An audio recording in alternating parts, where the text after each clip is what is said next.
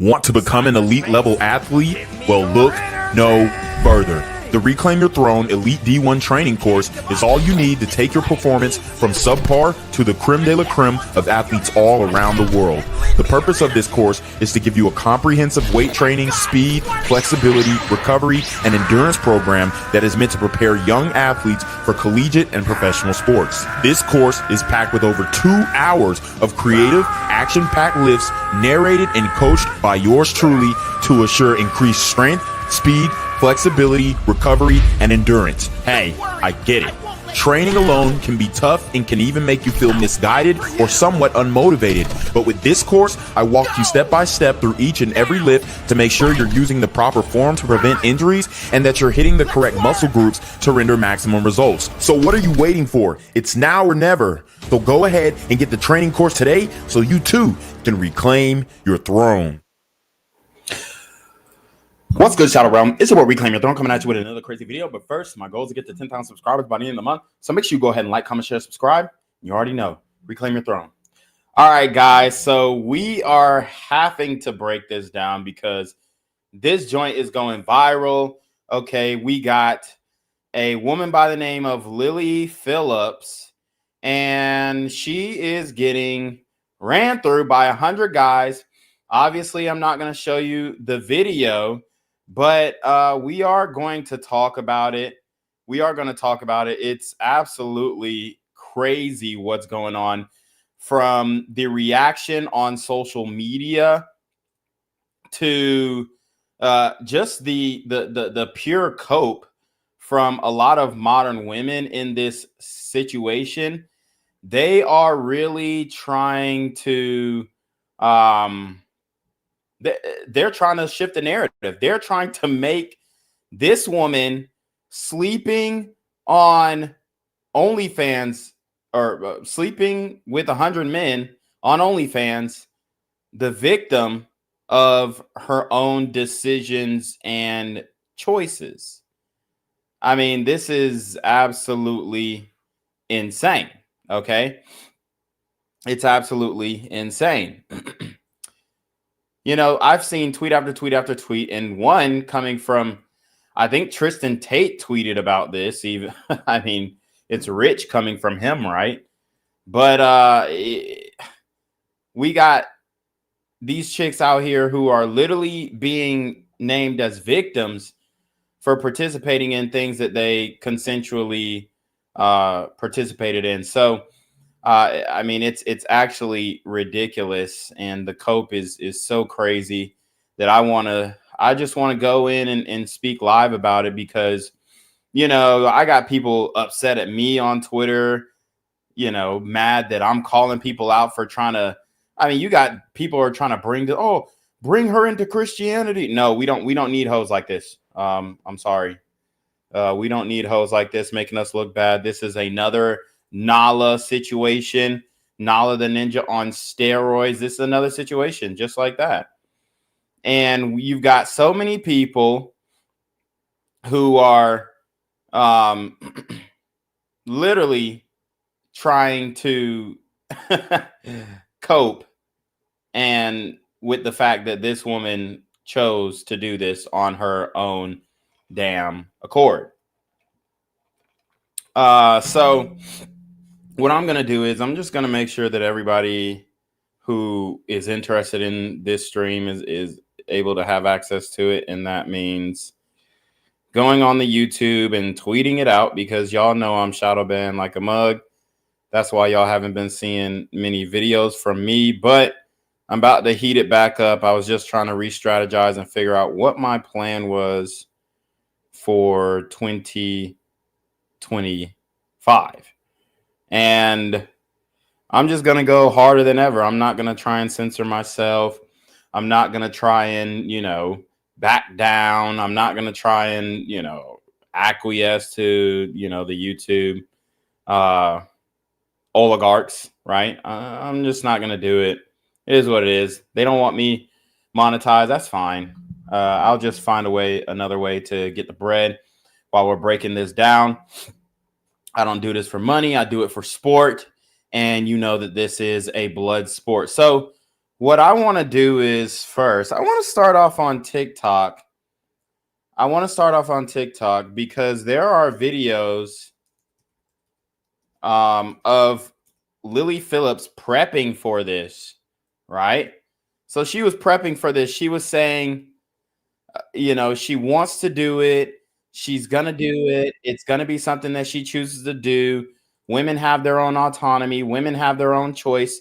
Women have the ability to make decisions for themselves, with which I agree with wholeheartedly. So what we're going to do is we're going to break this down.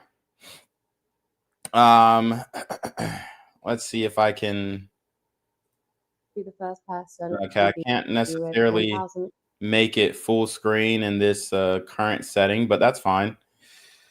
What we're going to do is we're going to break it down, and we're going to see the reactions as well.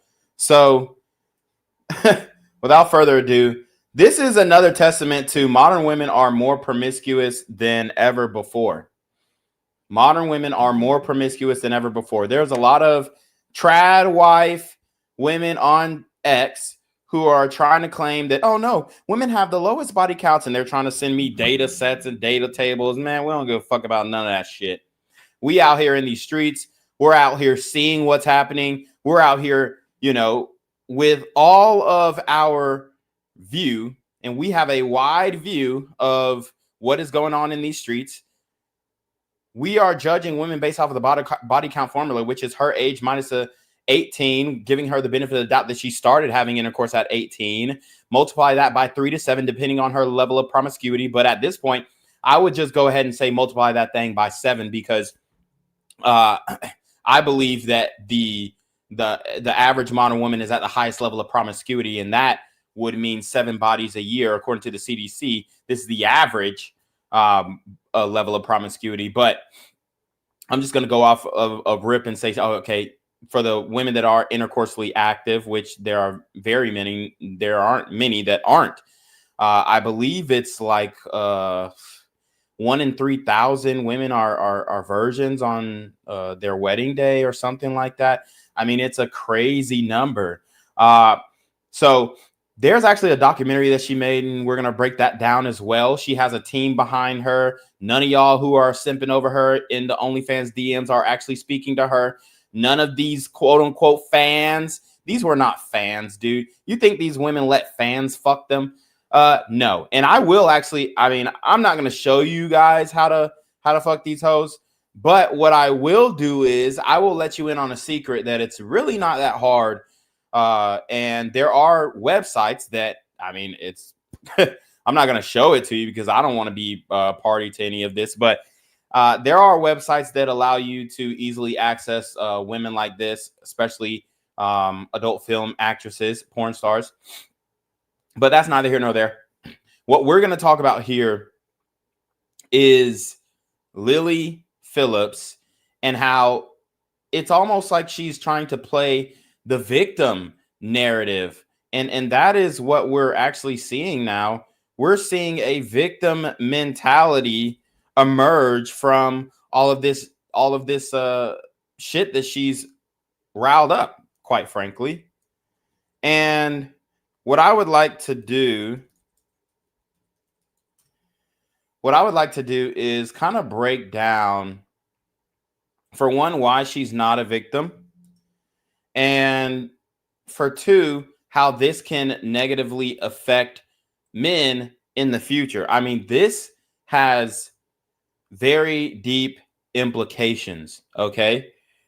This has very deep implications because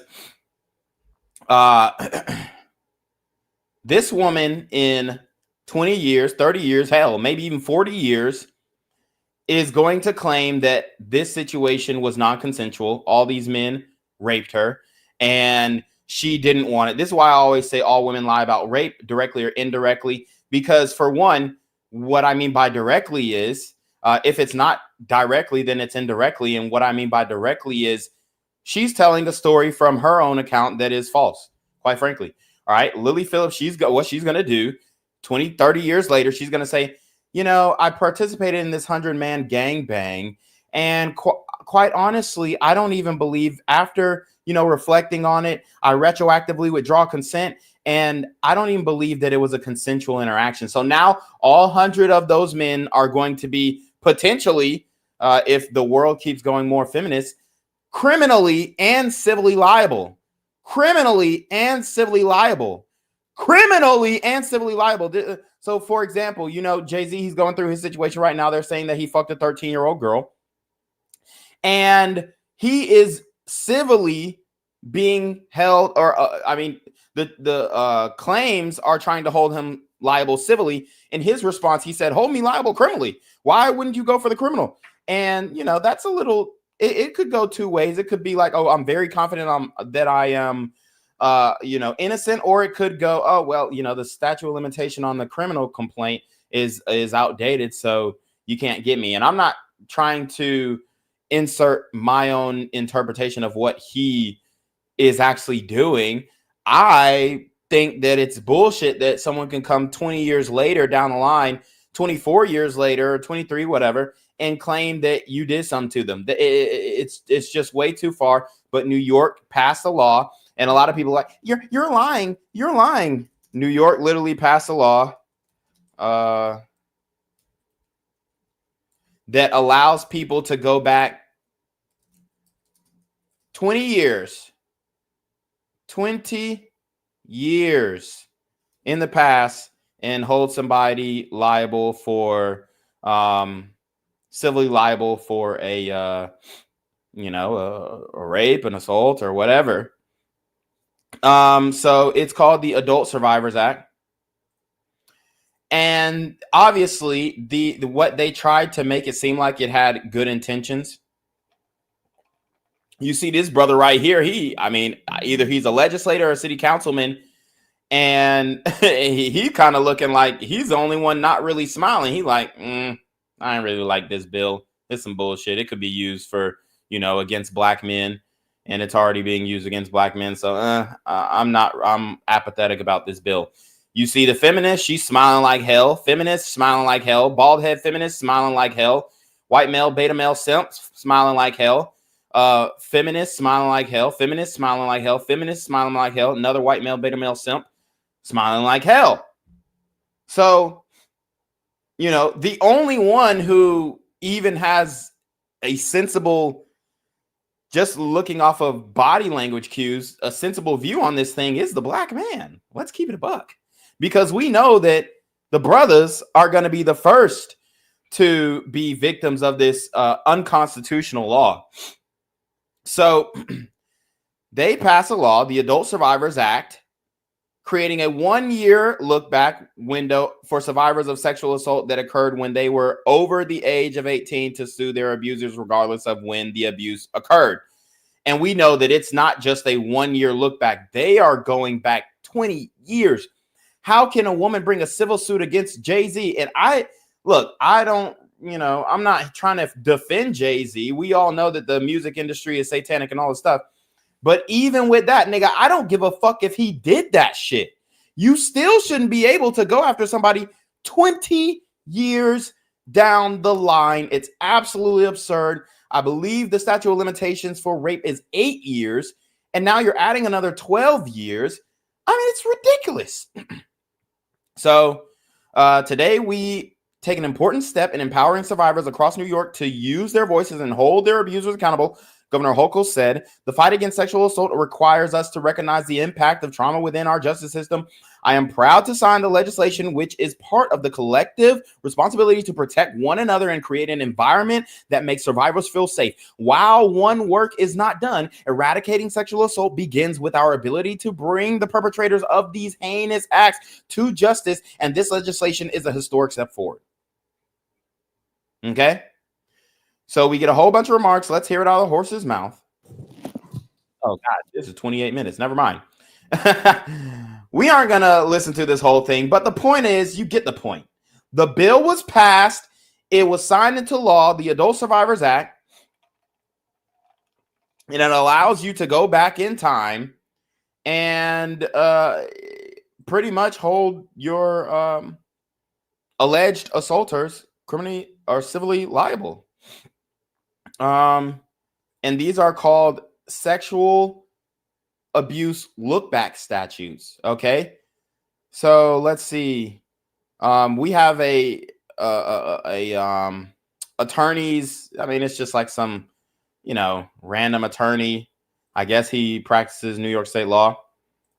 I'm not trying to give him no plug. I don't know Peters Brovner LLP. I don't know how legit their law firm is, or if they're ambulance chasers, or if they will get you the money that you deserve, or if I don't know anything about them.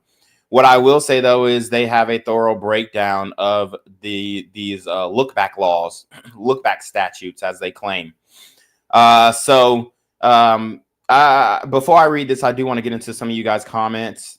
Shout out to the 108 people who are watching this live. I believe most of you guys are coming from X. Let's see. Let's just break it down just so I can make sure I know where the real audience is coming from. The only thing about X is there's not really much opportunity to chat. So there's 9 people on YouTube, 10 people on X. And yeah, so if you're on X, give me a chat. I'll read your chats out loud. I'll read anybody's chats out loud. If they're respectful. If they're not, then, we'll see what we can do with them. But Clement Pick 1 says, let me hop on a live with you.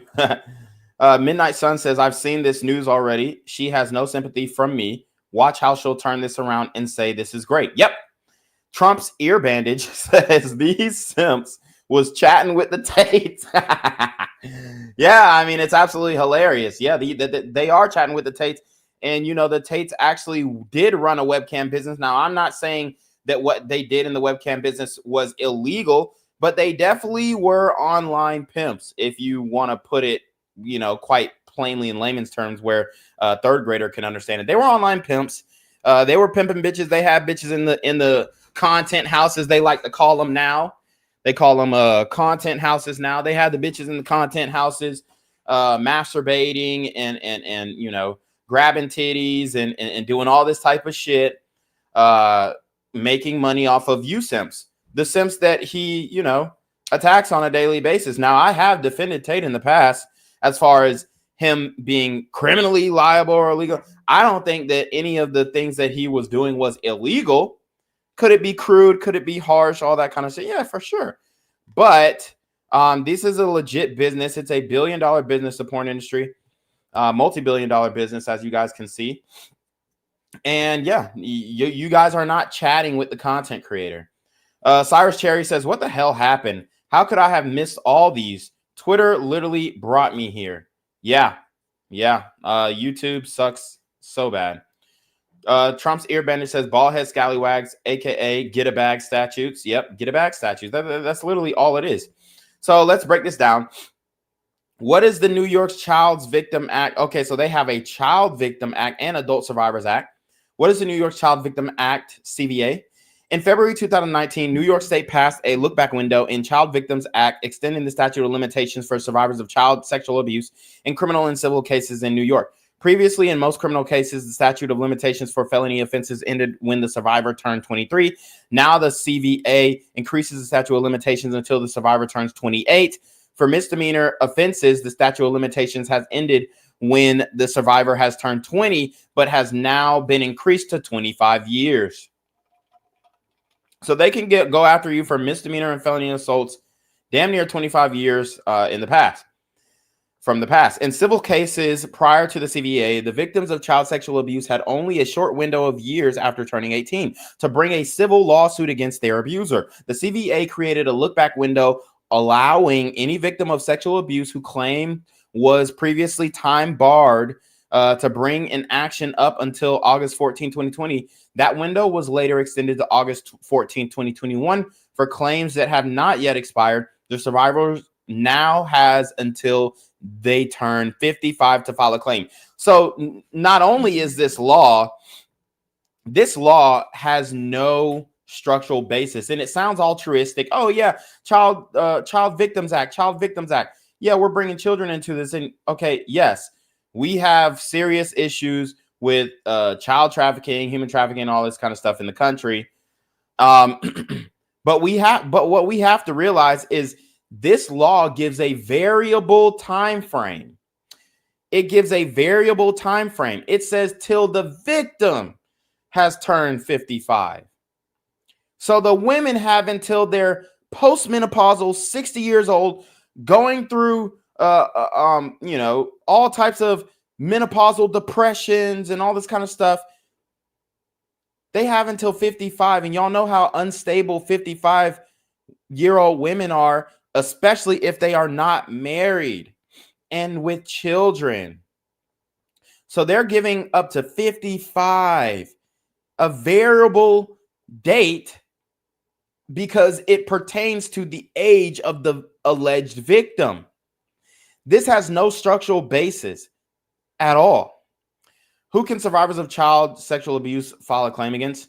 Under CVA, survivors can file claims against both private and public institutions, including claims for negligence by the institution that allowed the abuse to occur. With regards to claims against public governmental institutions, the CVA also removed the requirement that a notice of claim be filed before proceeding with a lawsuit, something that streamlines the process.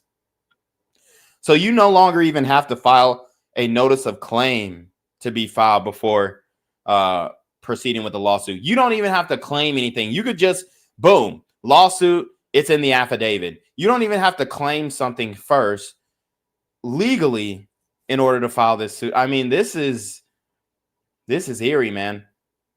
This is going to affect a ton of guys, mostly famous guys, because it's not rape unless they get famous in 20, 30 years and they get super rich. Then it's rape, right? Now you regret it because he came up and you didn't. The CVA allowed survivors of sexual abuse to hold powerful institutions liable for abuse that those institutions had tolerated for years. And we know powerful institutions will never be held liable for these sexual abuse claims. It's always going to be a rich individual who is an easy target for these claims. What is the New York Adult Survivors Act and what is its status? The Adult Survivors Act would create a 1-year look-back window for survivors of sexual abuse who are over 18 years of age and whose claims are presently time barred. In June 2021, the New York State Senate passed the ASA, but it was not passed by the state assembly that year. However, this year, there has been renewed attention on the issue. On January 11, 2022, the Senate Judiciary Committee passed the measure and further action is expected. What is the current statute of limitations in New York for adult survivors of sexual assault? For criminal cases, the statute of limitation is generally 5 years for felonies and 2 years for misdemeanors, some of which can be quite serious. However, in September 2019, the legislature extended the limitations period for rape and sexual assault in the third degree to 10 years.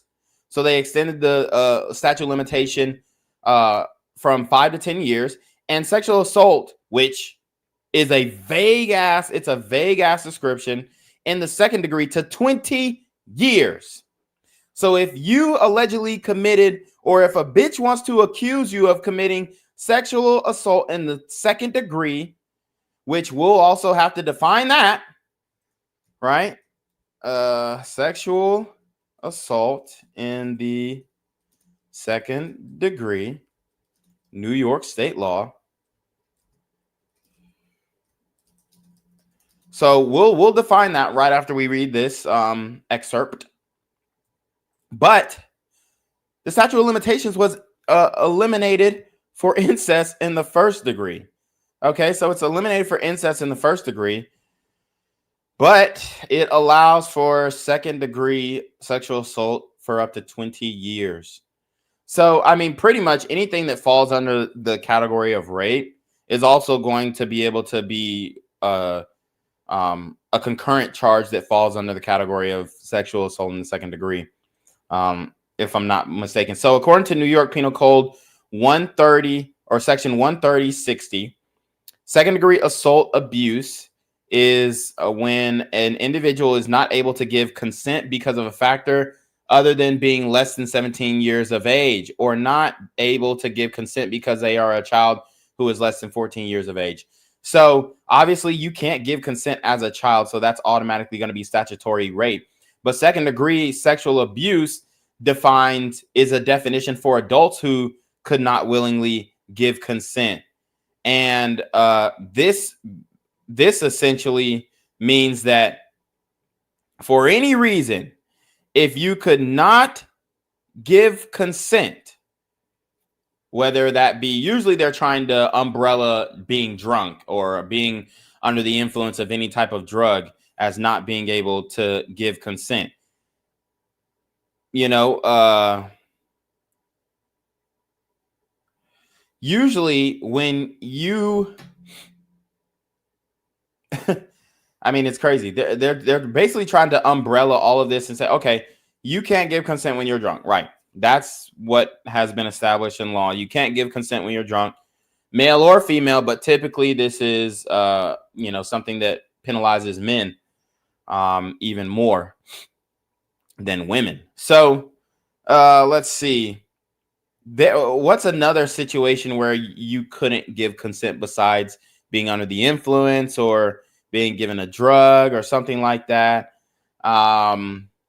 Because it's really hard to, I guess, hypothesize of when someone can't give consent and it's not under those circumstances. So let me know if you guys have any ideas of when you can or cannot give consent.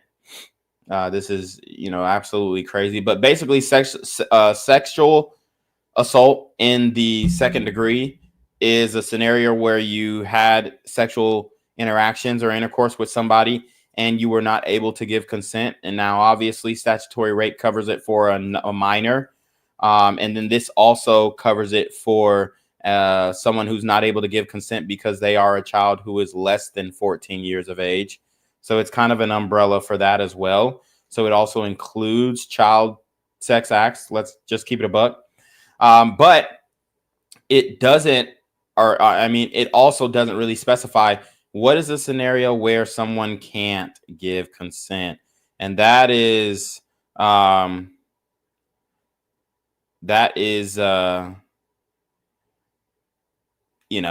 very confusing situation here. So as to when someone can or cannot give consent, that it's a very slippery slope that I think that these lawmakers vaguely wrote this bill for a reason, so that they could pretty much target anybody who couldn't give, or who allegedly couldn't even give consent, right? So for civil cases, presently an adult survivor of sexual abuse generally have 3 years to file a claim. However, under the 2019 law for certain crimes, second degree rape and sexual abuse, the statute of limitation is now 20 years. That's absolutely fucking insane. Okay? That's absolutely insane. So those are the facts for anybody who wants to think, that's not true. All the feminists, that's not true. Actually, it's not true.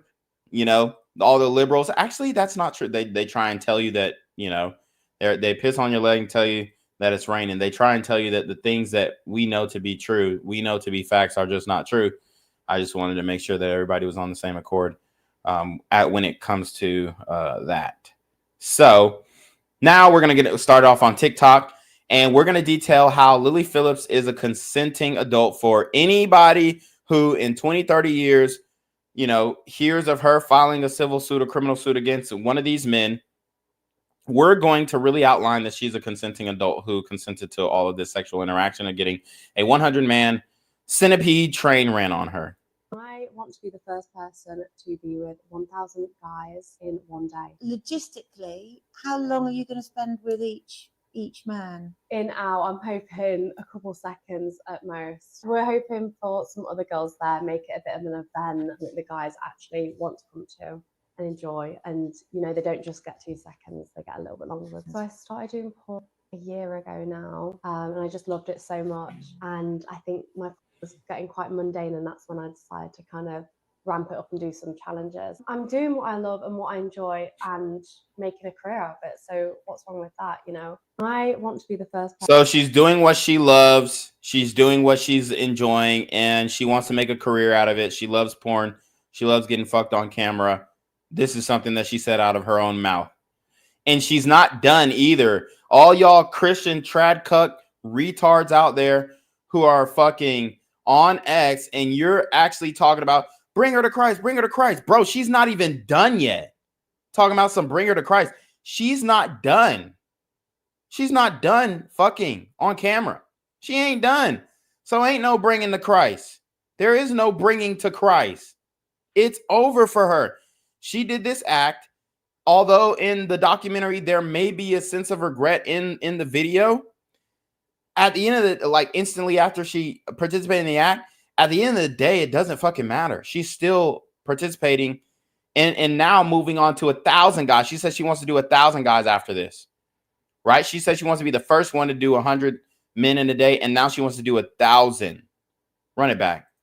Person to be with 1,000 guys in one day. Logistically, how long are you going to spend with each man? In out, I'm hoping a couple seconds at most. We're hoping for some other girls there. Maybe A couple seconds at most. That's insane. get a bit of an event that the guys actually want to come to and enjoy. And, you know, they don't just get 2 seconds, they get a little bit longer. So I started doing porn a year ago now, and I just loved it so much. And I think my was getting quite mundane, and that's when I decided to kind of ramp it up and do some challenges. I'm doing what I love and what I enjoy and making a career out of it. So what's wrong with that? You know, I want to be the first person. So y'all heard her. Y'all heard her. This is a consenting adult. This is a consenting adult. And there's so many more videos. There's so many more videos. And I wish, you know, this wasn't trending because it completely has infiltrated TL. But there's so many more videos of her saying this. Now what we're going to do, I'm going to show you her Instagram. Don't worry. It's pretty tame compared to the content that she makes. 570,000 followers. What's a rule that I've taught you guys since day one? What's a rule that I've taught you guys since day one? Okay. What's a rule that I taught you guys since day one? I told you that any woman that has over 100,000 followers on social media is a prostitute. Point blank, period. Facts. End of discussion. There ain't no debate. If she has over 100,000 followers on social media, she's selling that pussy. Unless you can visibly see an online business that has product or services that she is, you know, giving value back. Other than that, if there's no indication of any product services being sold, she's selling pussy. Point blank, period. And that's a hard rule of mine. A hard rule. An unwavering rule, or a rule that can't be broken. It's literally a fact. So yeah, so here, I mean, she's okay. She's like a 6, 5. Yeah, I mean, she's like a 6 or a 7, right? Very basic though. Nothing to call home about. It ain't like she's super thick.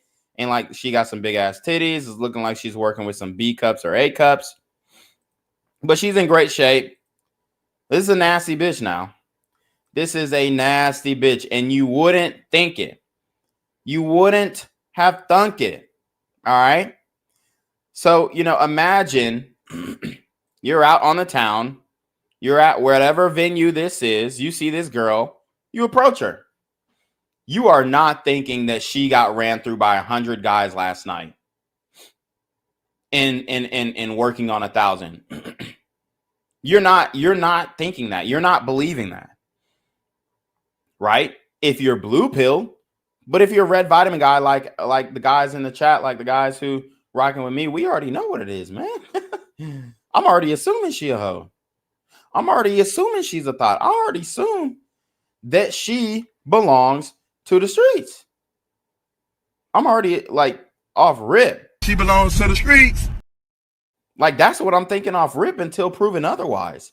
And that's how you guys need to be moving. She belongs to the streets until proven otherwise. So, you know, with that, she looks very regular. She looks like, you know, girl next door, all this kind of stuff. But this girl is literally a menace. So what I want to do, I want to get into this documentary. It's 47 minutes long. We're going to try and rush through it pretty quickly. But this is just for proof and evidence that she is a willing participant. She's not a victim. And in 20 years, I guarantee she's going to come out and say it wasn't consensual or retroactively withdraw consent. And then this is going to be what they use in court to say, no, actually, you did consent to this and you're just a lying fucking slut. I'm Lilly Phillips, and today I'm getting run through by 100 guys. The world of adult entertainment is $1 billion business. I ain't trying to, you know what I'm saying? Not trying to do all that. Not trying to do all that. All right, so this music is still going. All right, here we go. Nice to meet you. Is it a shoes off house? A shoes on house? Shoes on. Honestly, I've got a dog. Like, it's a total mess. Do you want a glass of water? I would love a glass Honestly, of water. I mean, Could I have a tea? As a word, like, so is that the right like terminology? I'm a YouTuber, so I'm a bit red-faced and new to this world. But what is the like? people Okay, so I ain't gonna lie, this dude very much seems like a simp to me. call me anything. Star, escort, OnlyFans girl, anything really. I don't really care. It's not like bother to me. You know, I don't do tea. Yeah, oh, really? No, so this is probably gonna taste like shit because I didn't really know how to make it. But just good for one thing, me honestly. So you heard what she said. I mean, she has a incredible self-esteem, right? She says, I'm just good for one thing, honestly. Having been involved in the world of... So she knows she a thought. She can't make tea. She can't make food. She can't cook. She can't clean. She's not a nurturer. She's just a hoe. YouTube content creation for 10 years, I've witnessed some extreme measures taken in order to achieve online fame, as well as taking some extreme measures of my own. But none quite as extreme as the stunt I came across which inspired this documentary. Lilly Phillips, a 23-year-old OnlyFans star living in London who describes herself as an English cunt, was planning on hosting an event where she would sleep... So she describes herself as an English cunt. Like, I mean... So when y'all get mad, why are you calling her a slut? Why are you calling her a hoe? Nigga, because she calls that herself. She calls herself that. I'm just agreeing and amplifying. Yeah. I mean, she a hoe. She's England's favorite cunt or whatever the fuck she said. Right. And I'll show you because this is how they be speaking about them. So y'all can't get mad when we come out here and call these bitches hoes, call them sluts, call them cunts, call them bitches and all this shit. Because they're literally referring to themselves as such. So, I mean, and the best way to debunk anytime, you know, modern women are trying to get, you know, shame you for calling these bitches hoes, sluts, whores, or whatever. Anytime they do that, just pull up the OF account and you don't have to click it or subscribe or anything like that. But look, subscribe for $3.50 for 31 days. The bitch is cheap. Hey, I'm Lily, your 23-year-old English cum slut. Case closed. Case closed.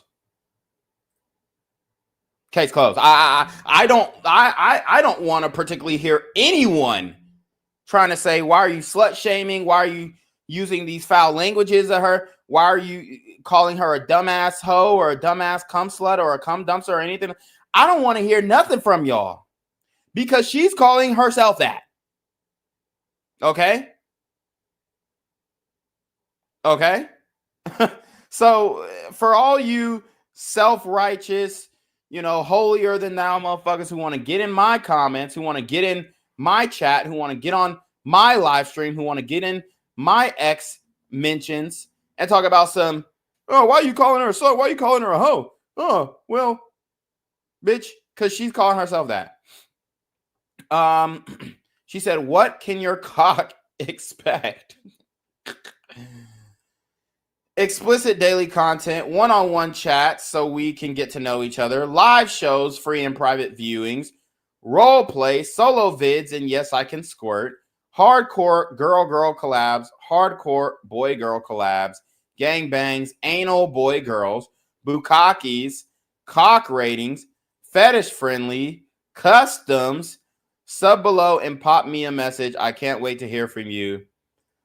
I mean, dude, the bitch is calling herself all the names in the book that we want to call her and wish that you dumbass trad cucks wouldn't get all riled up about us calling her that. Okay? So I don't want to hear anybody upset that I'm calling Lily a slut, dumbass, cum, bucket, fuck, face, bitch, dumb, hoe, ass, all the explicitives. Did I say cunt? Yeah, I did.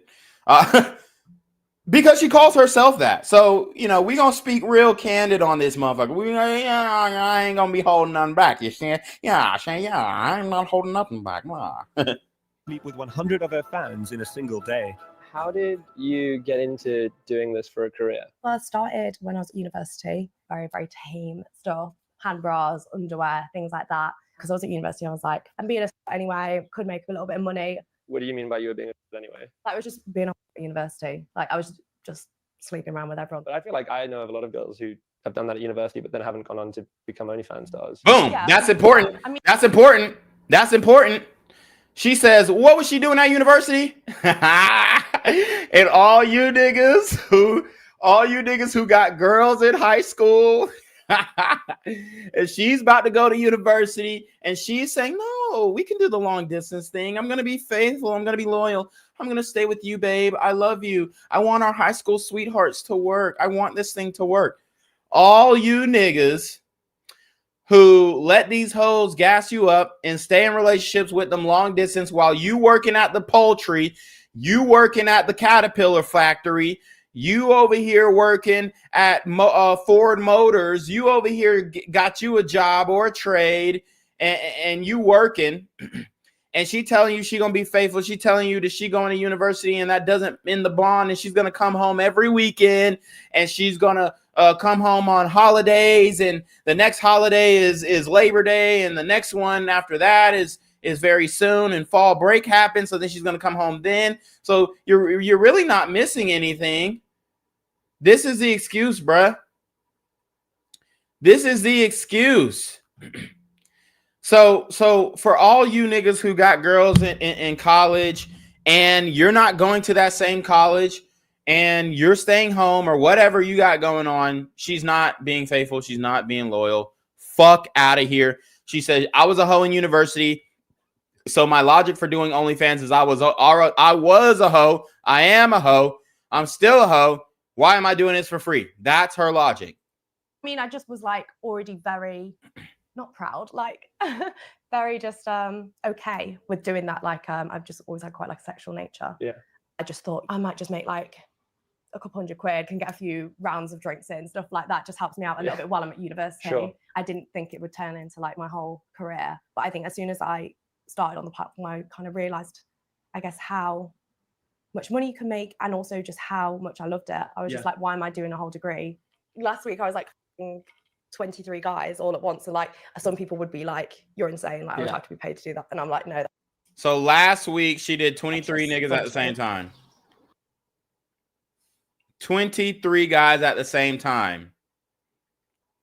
And y'all are really trying to tell me that modern women don't have the highest body counts in history. And the worst part about it is somebody's going to marry her. Somebody's going to marry her. People would be like, you're insane, like I would have to be paid to do that, and I'm like, no, that's just fun to me. It's fun. Would you call yourself a businesswoman? I don't know about that. People would give me a bit of stick if I said I was a businesswoman, but I guess definitely business-minded. I would call you. So, yes, this man is a simp because he's asking these leading questions, trying to lead her into, oh, well, you're just running a business. No, this is human trafficking. This is everything you fucking idiots say that y'all are against. This is everything you bitch-ass niggas say that y'all are against. Oh, no, she's trafficking herself. The only difference between it being a human trafficking charge is somebody ain't telling her to do it. When in all actuality, we know somebody's telling her to do this shit. She's got a crew. She's got a crew of like 9-10 people. She don't even know how many people work for her. We're going to get into that too. But this simp ass motherfucker who got his shoes off, damn near about to be crossing his legs in an interview. He asked, you consider yourself a businesswoman? She says, I don't consider myself a businesswoman because people will give me flack for that. But I'd say I'm business minded. He said, oh, I consider you a businesswoman. These are these European fucking cucks that You know? I mean, it's funny because, you know, we get into these little battles on X and all this kind of stuff, and we get into the battles with different sects of X, right? We got the white supremacist X people, the groypers. We got all these different kind of guys. And, you know, we talk about these sexual and dating dynamics, and the only people who I really see accepting this full throttle, you know, I mean, with all due respect, are you guys, man. Especially the European guys. But, you know, it's because it benefits you. It's because after this interview, this guy can say, oh, well, you know, since you are an escort, how much to fuck? She says 400. He says bet, and he gets to fuck her afterwards. So he's being nice. He's playing softball. He's doing a softball interview because he just wants to fuck her. And I mean, I get it. But if you had real game, you say whatever the fuck you felt about her profession, and you'd still be able to fuck her, and you wouldn't have to pay. So I just want to read some of you guys' chats, and this is going to be a very interactive live stream. All of you guys are welcome to chat. All of you guys are welcome to have your chats read. I don't care if you super chat or not. I'm going to read your fucking chats. Demon Time Personified says Trump's ear bandage. Midnight Sun busts out laughing. He says, okay, I didn't see that. The list. She's all definition of a whore. Trump's ear bandage says these men can't handle a strong, independent woman. Right. Midnight Sun, you know what's sad? Her parents are okay with it. Yeah, and she says her parents are okay with it. That's just cope that they tell her so they, you know, so that she doesn't hate them. And I wouldn't be surprised that her parents are totally okay with it. I would just say that she needs to check her sub count because her dad is probably one of her subscribers. People would give me a bit of stick if I said I was a businesswoman, but I guess definitely business minded. I would call you a businesswoman. Thanks. A lot more people would use the word just. How does that make you feel? Oh, I literally, I've never really cared what people think. It doesn't really bother me. I have such a supportive like family and friends, and what they think about me is so much more important than what strangers think about me. Come on in. Hi. Hey, I'm Josh. Hi, nice to meet you. So tall, isn't it? Is your PA? Yes, yeah. So how many people are there in Team Lily? 8, 9? There's 9. I don't know. Yeah, quite a. I think we're 9 now. Yeah, 9 now. Yeah. 9 payroll members of Yeah, staff. yeah. You are a businesswoman. I've seen you say on podcasts and things before that your family and your parents are proud of you and what you've achieved. Well, my parents knew straight from the start, like, about what I was doing. Yeah, I was just very open with it. Obviously, at the start, they were a bit apprehensive because they want me to be safe and they want me to make good decisions and stuff like that. I just think I can't hold myself back and do something that I don't. That I'm scared what other people might think. So she can't do a regular job. She can't do a regular job because she loves having sex for money, and she don't want to hold herself back, is what she's saying. I mean, this is another example of women, quote unquote, living life on easy mode. Now, obviously, this is going to damage her in the future and her future relationships, then her future self-esteem. When she gets older, ugly, and nobody wants to fuck her anymore. Yeah, it's definitely going to affect her. But this is not being able to delay gratification, not wanting to work hard at something and seeing it through.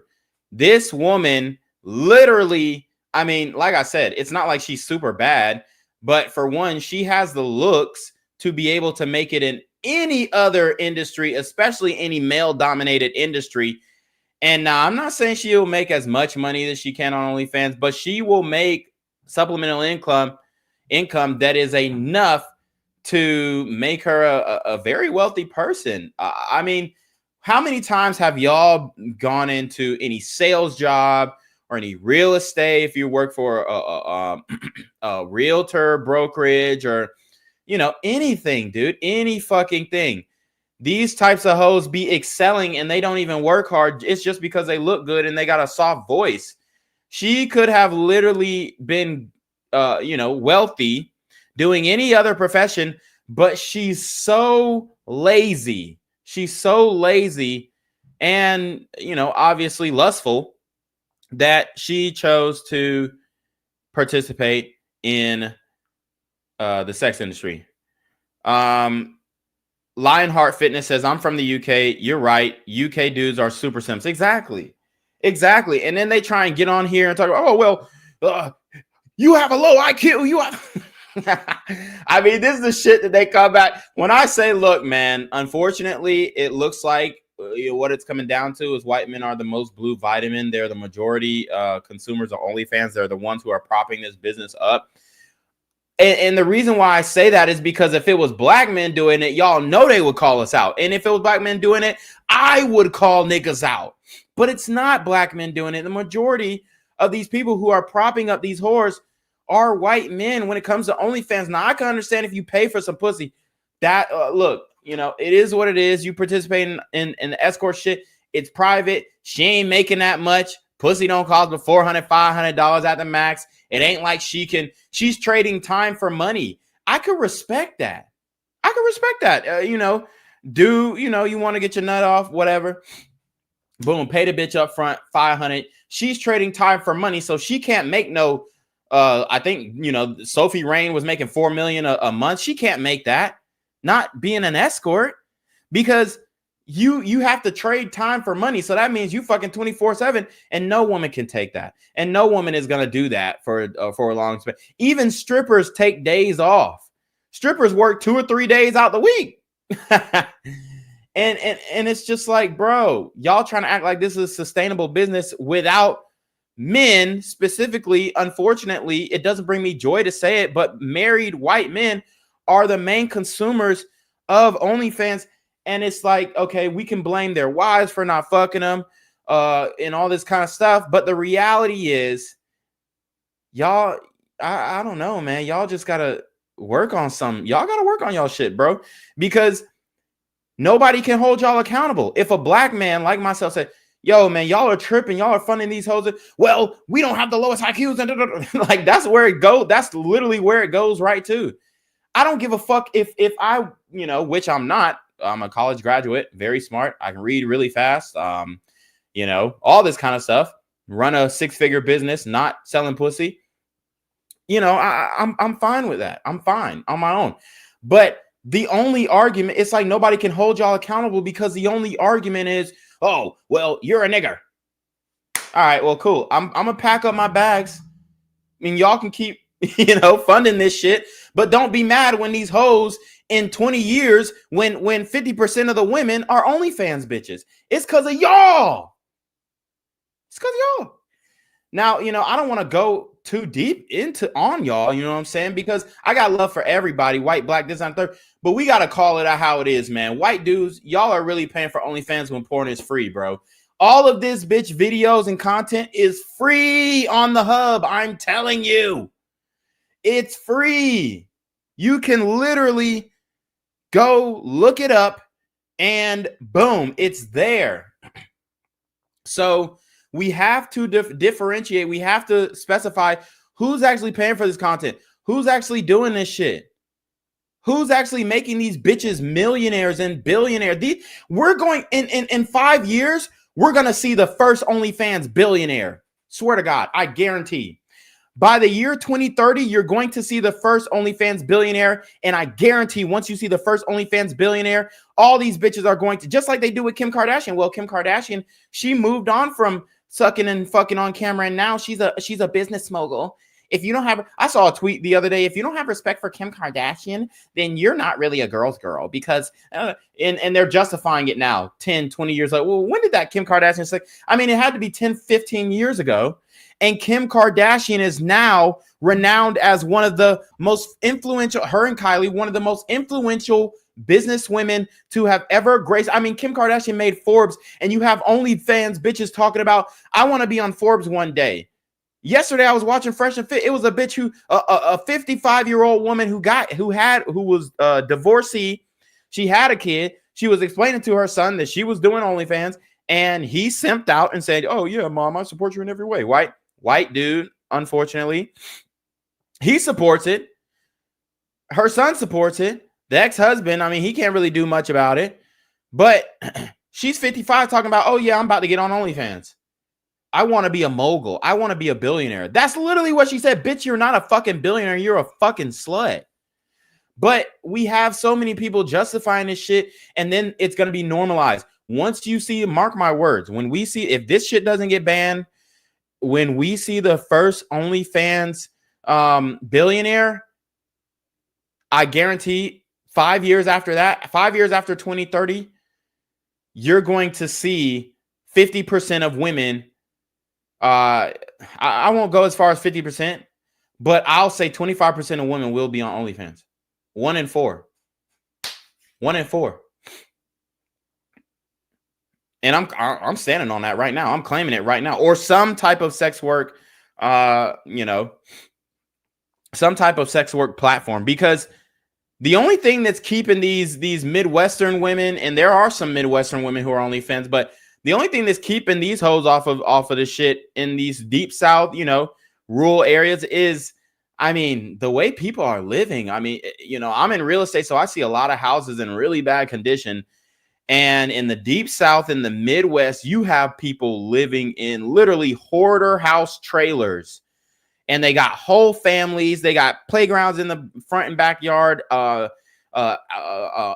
ground pools and shit. Them plastic above ground pools. They got all these shits, all these amenities, and they're living in squalor. And, it's all types of people, black, white, Hispanic, all this kind of stuff. I mean, I see it on an everyday basis, and these people just don't have consistent access to internet. Dude, if I showed you, there's this one house that I looked at last week. I'm not going to tell you where it was, but I'll show you guys a picture. I will show you guys a picture of, and with all due respect, it was a white guy who was living alone. This dude was on a walker. He couldn't even, he could barely move. Oxygen tank, walker, living alone in a house that was built in 1890. And you can only imagine what this house looked like. This man was in a house that was built in 1890. I went to his house. I sat down with him. I'm obviously trying to buy the house. And I mean, I don't want to buy the house per se. I want to buy it and tear it down and use it for the land. But dude, when I show you the pictures of how this man was living, you're going to be like, how the fuck is a 80-year-old? I mean, I don't know if he was 80, but he was at least in his late 60s, 60, 70-year-old white dude. How the fuck is this guy even alive? That's where I didn't even go to, oh man, he's just living in squalor. I didn't even go there. I went to, how in the fuck is this guy even alive living in these conditions? And I'm not trying to pick on anybody. This is just the reality. So, you have, some people who are growing up like this in households like this. Let me show you I'm just show you the inside, because I don't want to, blow up anybody's spot or anything like that. Let me show you guys. I guess I'm going to have to show you on my camera. I mean, this dude is living in this house, bruh. So, I mean, this is the reason why I'm going to just show you the living room. And it's bad. It's bad. It's bad. It's bad. It is bad, man. It is bad. Like, some of the worst living conditions you ever see. Like, you would think that this was some type of fucking torture chamber, bruh, the way this man was living. And that's what I'm saying. The only reason why most women have not gotten to this point, at least, like this ultimate conclusion, is because quite frankly, it's just that they don't have consistent access to internet or whatnot. I mean, bro is living in straight squalor. I mean, it's a really, really, really rough condition. I mean, this is the ceiling. It's just a wood board. The floor is just wood board, wood panels. I mean, really bad conditions. The man obviously raised a family and all this kind of shit. Got kids. I don't see why the hell his kids just don't move him out that place, because, I had a situation in my family where some elderly person was living in squalor, living in a very tough situation. I got them the fuck up out of there as soon as possible. As soon as I was able to, within my power, to get them out of that situation, when I actually became an adult, I literally got them out of the situation. Your parents must be very sort of forward thinking and open minded, which is great. Because I think if I told my parents, So the parents are forward thinking and open minded. So obviously she has European English parents. This is an L. Accepting this is an L. Not disowning your child is an L. Not chastising your child is an L. that I was the UK's biggest cunt. They probably they wouldn't like that. Show me the set. No, of course, the set where the magic happens. What's this? I was trying to train my dog how to use it to like get it so she needs. Oh, so that's not for. No, it's not for like sexual purposes. Don't you worry. Are you into any of that like kinky stuff? Not massively. No judgment. But like I haven't done much kinky stuff. No, I'll usually just like get my little camera, pop it on there. I mean, it's usually quite easy. And then it depends if we're doing like we do talk through if we want to do like a storyline. Yeah. Or just more of like a gonzo video. What's a gonzo video? Just normal, like just the actual part. I'd rather do it like this where I pop it up, or like have my assistant film it for me, because then you can usually get a bit better angles if like someone else is moving it. Oh, that's not like awkward, like having her film it, right? No, not at all. This is like my toy drawer. Okay. I'll get some out for you. You'll be shocked as to what goes up my ass. I'm afraid that's just a cone. It's a hefty thing. Go up either hole.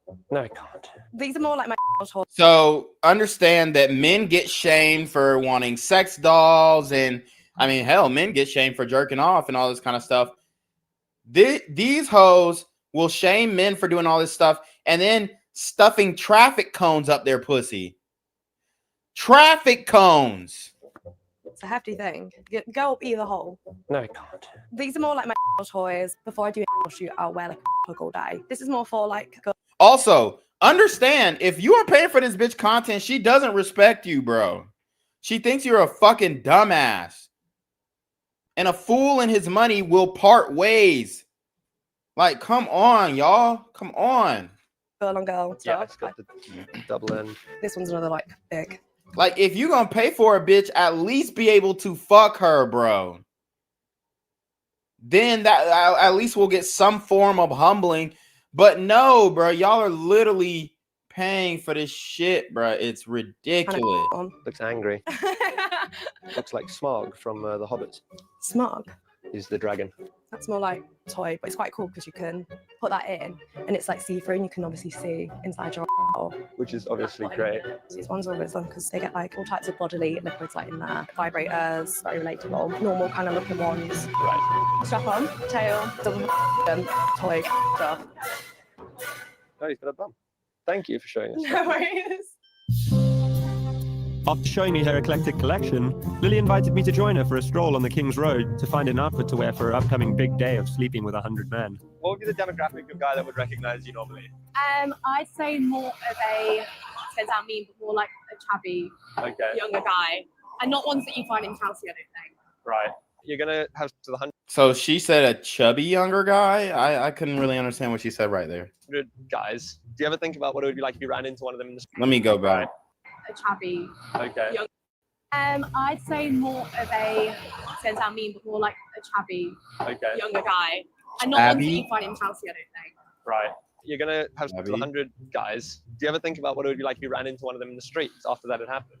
When I did 37 guys in a day, I genuinely can't remember any of their faces. Right. Or maybe if I saw their then like I recognise them. But yeah. If I don't find someone attractive, I struggle to like look at them when I'm looking at them. But you don't struggle to have sex with them? No. So she said shabby, threadbare or dilapidated, something that looks old and bad condition, wearing worn or dirty clothes, mean, despicable, or unworthy, a manner of acting that is contemptible or ungenerous, inferior in quality, something that is not up to par in quality or performance. So, I mean, this is what she thinks of y'all. Literally, she just said it out of her own mouth. Forehead, so I was never much for. I actually wanted to wait till marriage at one point. I just used to think it was a real special thing. So she said she wanted to wait till marriage at some point. And here's the reality. Modern women have the digital footprint of an adult film actress. So if a woman is claiming she's a virgin and you can look at her social media and you know, you get any type of inclination that she's lying, believe that, because The only reason that she isn't going to sell purity to the man that she ends up marrying, which ultimately is going to be a cucked out dude, you know, respectfully. I mean, we all know brothers might be running through it, but we ain't gonna cuff it. But just like Riley Reid, some white dude, respectfully, with all due respect, and he'll probably be a dude that you guys would say, dude, you could have gotten way better. You could have gotten way better. He'll probably be that type of guy, and he's gonna wife her up, and she can't hide her digital footprint because modern women have the digital footprint of an adult film actress. She actually is an adult film actress, so therefore she does have a digital footprint of an adult film actress, and because of that, she can't really hide it. So the only thing that is stopping her from selling purity to the next man is her digital footprint. As soon as I actually did it, I kind of realized that it wasn't special, and also that I just really loved it and really enjoyed it, and that I wanted to do it way more often. And do you think your partner one day will be someone from the industry, most likely, or? Yeah, I talk about this a lot with my parents because that's one thing I guess they worry about is like. And see, here's the worst thing. Even a guy from the industry with the right mind would not cuff you. One, because, dude, there's so many way hotter porn stars for him. If he was going to cuff a porn star, so many different hotter porn stars that he would cuff other than you. And there's, I mean, God, there's just so many. So why the fuck would he get with you when a new bitch gets on OnlyFans every single day? If you're a male porn star, there's no incentive to stop. Now, for women, there could be way more incentive to stop. If you're a male porn star and you're having it, there's no incentive to stop. So you're going to be in a relationship where she's going to have to be open to the dude just fucking every new porn star that touches the industry, and she's going to have to be cool with that. If she's cool with that, it's fine. But no guy in his right mind is going to cuff that, not even a male porn star. Even male porn stars want women who have low bodies because they know how fucked up these bitches they fuck on a daily basis are. Like, you ever find a boyfriend? Yeah. But there's so many guys out in the world. I think, you know, one poor bastard's got to marry me. So here's these dumbass. This is a dumbass logic from these dumbass hoes. Oh, well, there's 9 billion people in the world. Oh, yeah, and half of them are women. And then only less than 14% of those men are over 6 feet. So, like, I mean, you could just we can break it down by the numbers, but there's 9 billion people in the world and half of them are men. So there's 4 billion men in the world. That logic doesn't stand up because, okay, yeah, there's 4 billion men in the world, but at least 500 million of them are Chinese. Well, I honestly, even more than 500 million because there's more men in China than women because they had a one-child policy that was killing, you know, girls that were being born is fucking insane. But they were doing it, communist country. So yeah, almost 1 billion of the men are Chinese, which, are you really fucking with a Chinese dude? Let's keep it a buck. Probably not. If you are doing porn and you have not slept with a Chinese guy right now, the likelihood of you getting married to a Chinese guy, okay. All right, so let's move on from that. There's another 1 billion people in India. More, I believe there's more men than women in India as well, if I'm not mistaken.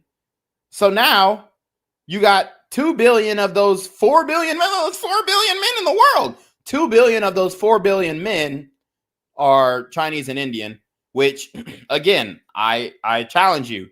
If you have not fucked a guy in porn who is Indian or Chinese, the likelihood of you marrying somebody like that, or you even being attracted to somebody like that, is slim to none. So these hoes can't get their story straight for nothing. Oh, there's 9 billion people in the world. Okay, well, are you going to fuck 9 billion people to find your one? With her ass, maybe she might be up to that. But most women are not willing to do that. So anytime you hear a woman say, oh, well, there's 9 billion men in the world, so one of them is bound not to care about my body count. Yeah, but that guy, he's not going to have any options. He's not going to be a desirable man. And any guy who doesn't care about a woman's body count is not a masculine guy, man. It's just point blank. Because masculine men know that they deserve the best. And the best women have the lowest, if not zero, body counts. I think it's going to be someone from the industry or someone who is into A lot. lending me out. Lending you out? Yeah, like into hot wife or being a... We're looking basically for an outfit for you. So she wants her husband to be a cuck. She still wants to be in the industry doing porn while she's married. Congratulations to her husband. Food to wear when you have to the 100 guys in one day. Yeah, these guys have all seen me online. Like, I can't turn up looking like a hag. No. It's cute. Do you like that one or the black one? I can always get both. Will you just get like one, or will you get like a few? I might get a couple in case one gets a bit soggy. It's all tax. Yeah, 100%. That's Something to do with business. That's quite nice. I'm going to push up. Yeah, I've left Lily to it. Are these men going to be appreciating the time, effort, and dedication that has gone into this? It's not actually, but I'm filming a video with a girl who's going to be sleeping with 100 guys in one day, and she is picking out her outfit for that day. Oh, how interesting. Yeah. Does she find them on the internet? Yes, so you can apply if you're a subscriber of her OnlyFans. So up to 100 people, and then the whole 100 of them get to have to their one at a time on the 19th of October in London. Oh, and it's on television.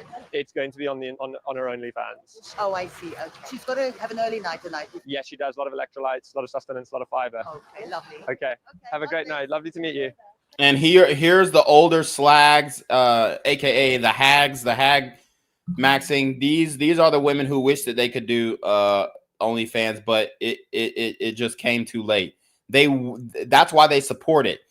They support young women doing OnlyFans because they're jealous and they wish that they could have done it. So now they know it's detrimental. They know it's wrong. They know that it's gonna degrade society and degrade women in general. But they don't care. And as a matter of fact, they push it, promote it, and encourage it because they wish that they could have done it when they were young, but they missed the opportunity because of technology and all this kind of stuff. Thank you. Bye there.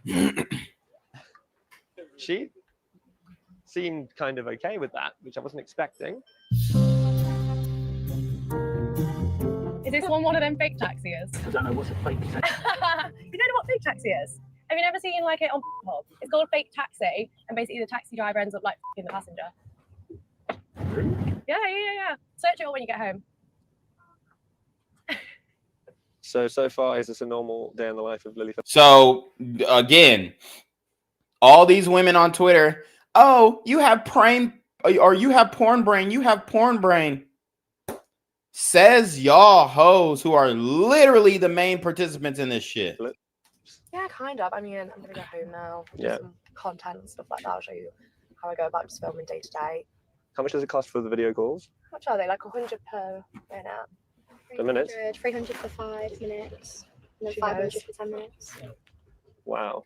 I think a taxi driver know what fake taxi was. Oh, he knows. Lily agreed to show me the business side. So let's go back to the money. 6 minutes. These are y'all simps paying for this. And stuff like that. I'll show you how I go about just filming day to day. How much does it cost for the video calls? How much are they? Like 100 per minute.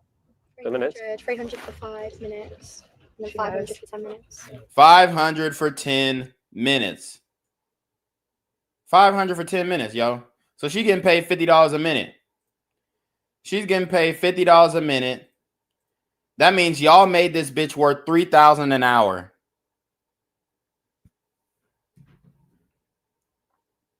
Let that sink in. Y'all made this bitch $3,000 an hour. Y'all made her worth $3,000 an hour, bruh.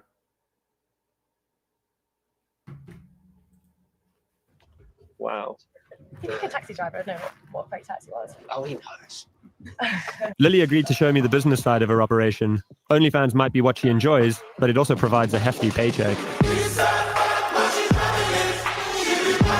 The moneymaker is OnlyFans. All right, that music. We get it. These hoes running it up. I'm gonna go get some oysters and champagne. You have your little ones? They could cry in a Ferrari. I'll show you my first month. $13,338. And can you give us like any indication as to what a more recent month might look like? I'll just show you. I don't really want to say if that's okay. I think it's more money than you might be imagining. And you made me pay for the cab. So you say you're going to do some work today. Like, how are you going to decide what to film this afternoon? Yep. And here's another thing that modern women won't tell you. When they get rich, they're not spending their money on you, bruh. They're not. They're not. So if you become their boyfriend, you still got to out earn them, even though they're a little online prostitute who pretty much has a money printing machine on their phone.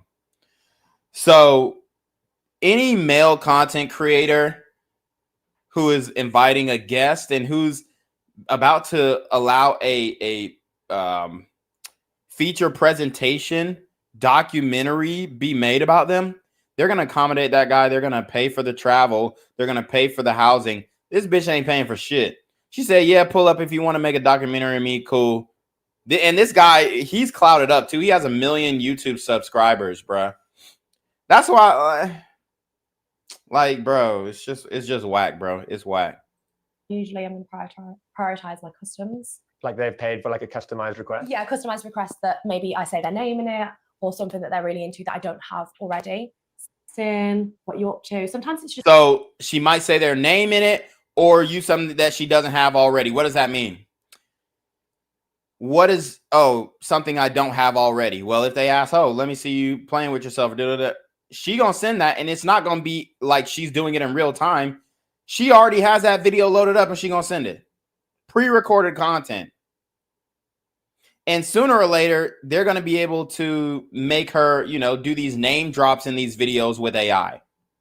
Just general conversation. Like sometimes guys just want And if you don't believe me, it's called a deep fake. to talk. Have you like recognized any of the names in here of people that you might know? Oh yeah, definitely. There's been some guys like outwardly say like we used to go to school together. Wow. Or some of like dad's friends and stuff like that. Dad's friends, which probably dad has already seen this content and is on a burner account. Dude, she went to school together with, I mean, dude. What messaging you? Yeah. I just try to keep it very professional. Your version of keeping it professional is sort of the opposite of everyone else's version of keeping it professional. Yeah. Have you ever received any scary message on here that like something that frightened you or made you feel unsafe? Some people's requests or sometimes. And watch how she's trying to make it seem like she responds to these messages. She's full of shit. This lying piece of shit. Slut ass bitch. It's fucking ridiculous, yo. And y'all are falling for it. God damn, y'all niggas are simps. It's way too much. Like, I had literally last week, like, can you put a bag over your head and pretend to be like suffocated? It depends obviously on the request, but stuff like that I probably won't do. I don't want to encourage it. Like that for me, I don't think that's doing helping What if someone offered society. you $1 million to do it? I probably would bend my morals for that, yeah. Yeah, me too. You've got spreadsheets. This is incredible. I can't believe you tried to tell me you weren't a businesswoman at one point. You've got a spreadsheet. This guy's paid for a bottle of spit in a 6-minute video. You did what, sorry? I paid for like a bottle of spit, like just me like spitting into a bottle. And is he going to receive that? Or? Yeah, I'll send it in the post. Lily invited us to observe the creation of a custom one of her subscribers had paid $300 for. So the guy's asked for a off instruction and he wants it kind of a dog style. So a little bit more like me telling him what to do. And he's asked for me to wear a black bikini and some high heels. So I'm sure we've got one in here somewhere. I mean, this one's extremely skimpy, so I'm sure he'll like that. Okay, well good luck. Thank you. All the best. Are you? Is it you're going to get him to eat his own semen? Yeah. Okay. So okay. You ready to be my pathetic little loser for the next 3 minutes? I want you to take it and eat it. Well done. Thanks for being my loser. Bye. That was very interesting. It's kind of fun. You're kind of like playing an acting role. Yeah. In a sense. What Lily had shown us so far was fairly in keeping with most creators on OnlyFans. However, what she was planning to do in a couple of weeks' time had never been seen before. This is where the applications are coming through. Where the guys are messaging. I had it switched off for a little bit, so it's just... So how are you doing this? You put out a phone number Yeah. and people can just apply? Yeah, so I put out a little Twitter post. Oh, hell All no. you do always have to send in a photo of you holding your ID. So this guy's from Belgium. He is 32. Oh, he's from Barbados. Jesus. We're going global. Is this just going to be completely random as to how you pick them? Yeah. Like we said, we prioritize the ones who have STI checks. Yeah, I guess the only thing I'm nervous for is like for them to have a good time. I want to make sure they enjoy themselves and don't come away from it like, oh, I feel disgusted or That wasn't fun. 2006. Oh my God. So How old what's does that make him? So 40, 18. 18, yeah. I mean, he does look 18, doesn't he? Hey there, I know I'm late, but would love to f you and lose my virginity. He actually said loose my virginity. He needs to get his spelling fixed. I think other people in the industry definitely look down on me for doing this, but I think at the end of the day, people forget that it's also my fantasy. And this is also something that I'm really enjoying and want to do and have wanted to do before I was even in the industry. Our filming was interrupted briefly by a phone call from Lily's mother. Apparently, she calls Lily every day. Mum always call me every day. What have you been up to today? I'm just getting railed. What are you? They're just checking in on me. You've obviously spoken to your parents about this, right? I actually haven't. My parents know what I do, but I'm not on the phone to them every day going, oh, you know, I just got DP'd, I'm 17 guys today, or this and that. They don't need to know the logistics. Of course. I do. I guarantee her dad is watching her videos, bruh. If he said he was okay with it, I guarantee. Feel a little bit like embarrassed being like, Mom and Dad, I'm 100 guys. Why? I guess because it's not really what my parents would have wanted me to do. Doesn't mean to say my parents are like going to disown me or hate me or anything like that. They should hate you. They should disown you. They should be ashamed of the very existence of their daughter. They should be completely ashamed of it. You should have been disowned years ago. I just don't want them to think less of me, you know. Like we can still be like very close and stuff like that, but I just don't think they need to know like exactly every single detail. But they'll find out, right? Yeah, probably. Yeah. This is the thing, I think, with like my career and stuff like that. We're not sat here talking about, oh, I filmed this with boxers today, or you know, I filmed this, because there's just no need. I remember my dad saying, like, my friends talked about you, like seeing you on mobile or something like that. And they know, but like there's just no point in being like. So his friends, how embarrassing is that? How embarrassing. Absolutely embarrassing. You're her father, and a man who is friends with her father says, yeah, I saw your daughter getting fucked and I jerked off to it and bust on my all over my computer keyboard. Just wanted to let you know. I mean, this dude can't go nowhere without getting his balls busted. No pun intended. I mean, if he's gonna stay friends with them, I mean, there's literally he has no leverage in any argument, because all they can end up saying, and you could call an ad hominem, or oh, you lose the argument when you start ad hominems. Nobody give no fucks. That's an argument ender right there. That's an argument turned to a fight right there. Well, I mean, you know, you arguing with the boys about football, because you know over there they playing soccer, so you know football. You arguing the boys about Manchester United and some other fucking football club, and then they say, well, it doesn't matter because I scored a goal on your daughter last night. I mean, now you got to fight about it, and you know her dad's not gonna fight about it. So now he just has to. Oh, that's preposterous! I can't believe you even came up with that. And oh, you should be this and you should be that, and then he's just gonna say that, and then oh, that's appalling, and then he's gonna go home and jerk off to his daughter. It's fucking crazy, bro. Oh, you know, I'm doing this or doing that. Yeah. Are there days where you second guess it ever? Not particularly. There are days where I'm sat here on a Sunday, I am feeling a little bit more lonely. My friends have all got boyfriends, and I'm like, you know, I see a comment and people are like, God, no one's ever going to marry you or something like that. And that can. And they're right. I love these comments. Keep them coming. Nobody's going to marry you, dumbass slut. Nobody wants to marry no fucking hoe. Keep them coming. Keep your foot on these hoes' proverbial neck. Do not let them loose. Can definitely like make me feel a little bit like, oh God, have I chose the wrong career? But like, I just totally love my job. But just like people talking about your body constantly, how you look. Every day someone like picking at you. I think that's the hard part. And also just the pure fact that people think so much less of you. Yeah. Before anyone ever meets you, they already perceive you to be something. I think now I'd find it hard to make friends in terms of like real friends that really just see me for who I am and not like, gosh, like star online, whatever. this kind of like persona. Yeah. Also just like all of social media, like everyone is preying on your downfall.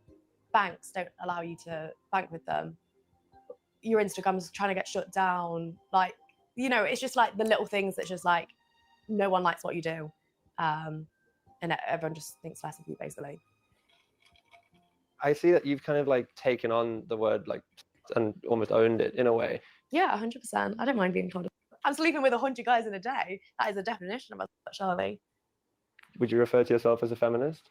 Yeah. At the end of the day, doesn't feminist mean like you just want equal rights for boys and girls? And yeah, I do what I want and I do it because I enjoy it. I think there are obviously some women that maybe go into it because they have to or need the money and stuff like that, or they're kind of coached into it by men. But my personal experience is I've only ever felt empowered by the fact that I'm making money off something that I think guys will do anyway. Like guys are always going to sexualize me, so I may as well try and profit off that bit. There's the logic. Oh, they're always going to sexualize me. No, bitch, you sexualize yourself. You post the pictures. If you was wearing a fucking burqa, bro, I promise you, nobody is sexual because they can't see shit. All they see is your eyes. They might say you're beautiful. They might say you're gorgeous. They might say you're attractive. But there's nothing to fucking jerk off to. Bro, y'all are so disingenuous, man. Bro, I'm about to crash out. I mean, not all guys are going to sexualize you. I don't really know. I think I don't. I mean, I'm not maybe not all guys, but much. I mean, I'm like a part of the problem. It's so hard because like doing extreme stuff like this is not normal. Like, and I think then guys are probably going to expect girls to maybe be as strong as me and sleep with this many guys. And they do. Don't get it fucked up. It may not be 100, but it's 10. That's 10 too much. Take it up or do stuff like that isn't real life sex. It's kind of hard to wrap my head around. But you do enjoy doing it. Yeah, exactly. And I think people forget it is my fantasy and this is what I enjoy. And so it's hard because you're like being selfish, but you're also not helping the situation. I left Lily's house with more questions than answers. I still couldn't understand why she felt the need to do what she was doing and whether it was truly what she wanted to be doing. I thought it might be helpful to hear the perspective of what she wanted to be doing. Dude, fuck off, you bruh. Oh, is this what she wants to do? Fuck off. Of course this bitch wants to do this. She just wishes, she wishes that the world was not judgmental and she could do it without anybody saying, you're never going to get married, you're a fucking slut, you're a dumbass bitch. She loves doing this. She just wishes there were no consequences. That's what these fucking simps don't understand. It's disgusting. Of another OnlyFans creator, so I reached out to Alex Letitia, also known as the Queen of Southampton. So now this is something I've wanted to know all day. Do I call you Alex or do I call you the Queen of Southampton? Oh, either. No, you call me Alex. Basically, I went into OnlyFans because we were really, really broke. It was really last resort. I had never, ever sent anyone a nude prior to this ever in my life. So I was so naive going into it. Cap, man, these hoes is fucking cap. I started off just doing bikini pictures and lingerie, but it is a slippery slope and the demand is more. Before you know it, you're having sex on camera. And is that something you regret? There's a lot I regret on there. Do you feel scared that you might ever have to start doing things you don't want to do in order to keep that money coming in?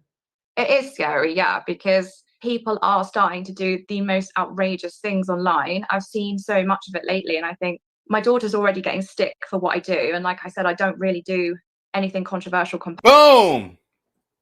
Her daughter's already getting shit for what she does. Run that back for all y'all dumbass hoes who keep saying, my daughter's not going to get bullied. We're going to homeschool. No, the fuck you ain't. So you going to homeschool your daughter while you're flicking the bean in the other room, you piece of shit!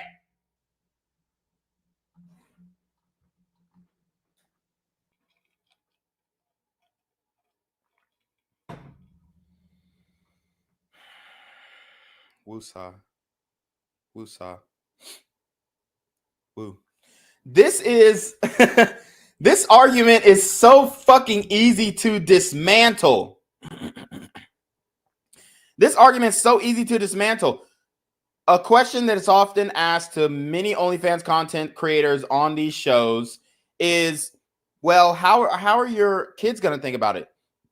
What are your kids going to think about? Oh, what's your son? What's your daughter? Aren't you scared that they're going to get bullied? She admits her daughter is already getting shit for it. It's not even a son. It's her daughter. It's her daughter getting shit for her OnlyFans. And she's saying, you know, she's saying, oh, well, I just, my daughter's getting shit for it already. And like it's just something to slug off, something to shrug off. Dude, when I was a kid, there was damn near no ammunition. Zero ammunition, at least from a parent's perspective, that any kid could joke on me, bully me for. There's no ammunition there. There's none. Even if your kid is top in their class academically, which we know most people who are excelling academically also experience bullying. So that's not going to be something that's going to save them. The only thing that saves your child from bullying is their physical prowess, their athletic ability, their dexterity, their ability to throw hands, their ability to command respect. And even if you have a son who commands respect, or you know, a daughter who, I mean, and little girls can get bullied in school too, even if they're pretty, which usually, if you know, the prettiest girl usually is the leader of the friend group, and she usually becomes the most popular. But even if she's pretty and there's any intuition or anything like that she's a slut, then it's OV. Her you know, her popularity, her you know, the face card that she's presenting at school is ruined now that she's being called a slut and her news are going around school, something like that. Whatever. That's just for her. But imagine her parents, her mother is on OnlyFans getting fucked by some random dude. Dude, she's not going to hear the end of it. And we already know that teen girls are more depressed than young men. Let's keep that you know, in the conversation too. So let me pull that up, because people go, you know, all these women are like, well, actually, men are more depressed and da da da da da. And no, the Mayo Clinic just put out a study that teen girls are more likely to experience depression than teen boys. You fucking dumbass feminist bitches. So you're wrong as fuck on this discussion. And you know, I'm not gonna read the whole article, but I'm just gonna show you. Boom. Yes, teen girls are more likely to experience depression than teen boys. The prevalence in 2021 is 29.2%. I also did a live stream on this as well. U.S. adolescent females experience a major depressive episode compared to 11.5% of men. So females experience depression 3 times the rate of young men. So imagine now you're giving her classmates, who are going to include young boys, cannon fodder to make fun of her, bully her, joan on her. This is why I continue to say that modern women do not care about the mental health of their own children. We have all these people talking about emotional intelligence. And the reason I'm looking back here is because my my library is back here, and I actually have the actual book, the author of the Emotional Intelligence 2.0 book. Who, you know, most women talk about emotional intelligence. They haven't even read this book. My mentor gave me this book when I was in high school, and my mentor was he was a district executive for Chick-fil-A. So I mean, he's a business mentor. This ain't no goddamn, oh, you know, some sports shit. No, this is, you know, old white dude who was mentoring me. He took a liking to me. He mentored me, and he owns like 100 Chick-fil-A's or some shit. Like, this was the real deal shit. He gave me this book on emotional intelligence, and he's actually the reason why I don't box and why I got into the business sector, because I was, after football, I was going to go into boxing. And he was like, you know, you don't want to experience the brain damage. I've seen people come back from that. He told me, look, try and use your brain first. If it doesn't work out for the first 2-3 years, then you can go back to, you know, using your physicality. Because I was using my physicality through you know, college and all this kind of stuff. I was using my brain too. But, you know, the reality is, I don't even know how I got on that. Okay, emotional intelligence. So, yeah, the Emotional Intelligence 2.0 book, most women have not even read this shit. And they're talking about emotional intelligence. Well, how little is your emotional intelligence if you big chin, big face, botched face, looking ass bitches cannot understand and decipher that your children are going to suffer because of your online content and your online digital footprint and your digital history. They can't understand this shit. So these dumbass hoes are literally talking about, oh, my kid's not going to care. My kid's not going to care. I see it on the whatever podcast. I see it on Fresh and Fit. I see it on No Fugazi. My kids aren't going to care. Oh, I'm going to homeschool my kids. No, the fuck you ain't, bitch. And if you do homeschool your kids while you're also working from home doing OnlyFans, you're a fucking piece of shit!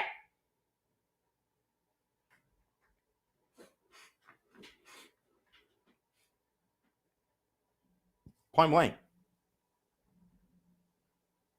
I mean, I don't know how else to explain it to you. The logistics of this shit. Like, it's like they can't think past themselves. And it's so easy to debunk this. Well, your kids are going to get bullied. Well, no, they won't, because my kid's going to be the best and they're going to be in the top schools. Well, if you go to the top schools, and yes, I've been to one of the top schools. When I was in 1 year of middle school, 2 years of high school, I went to a predominantly white, one of the best schools in Georgia. It was a white school. And it was a private school, and the tuition was $16,000 a semester. I went to one of these schools, and I will tell you, although the bullying is a little different, you will still experience bullying at these prep schools, these private schools, and it may be worse than what you would experience at a public school. It may be, depending on your status and your clout, right? It may be worse. And the online bullying, I mean, it's going to be even worse. So that is debunked. Oh, I'm going to private school them. Well, private schools there's way more bullies in private school than in public school. Oh, well, I'm just going to public school them then. Well, they're still going to get bullied, and then you're not going to be able to protect them physically, because in public school, you're going to have to fight when you get bullied. In private school, you fight when you get bullied, you get suspended, and now your parents are pissed at you that you wasted $16,000 a semester. In public school, you're not paying to go to school per se. You might pay for lunch and shit like that. But other than that, you're not paying. You have to fight your ass off in public school. Ask me how I know. Okay. And I've seen it time and time again. I personally have never been bullied. I've never been bullied. So people try to say, oh, well, you said on your YouTube channel you were bullied. No, I have never been bullied.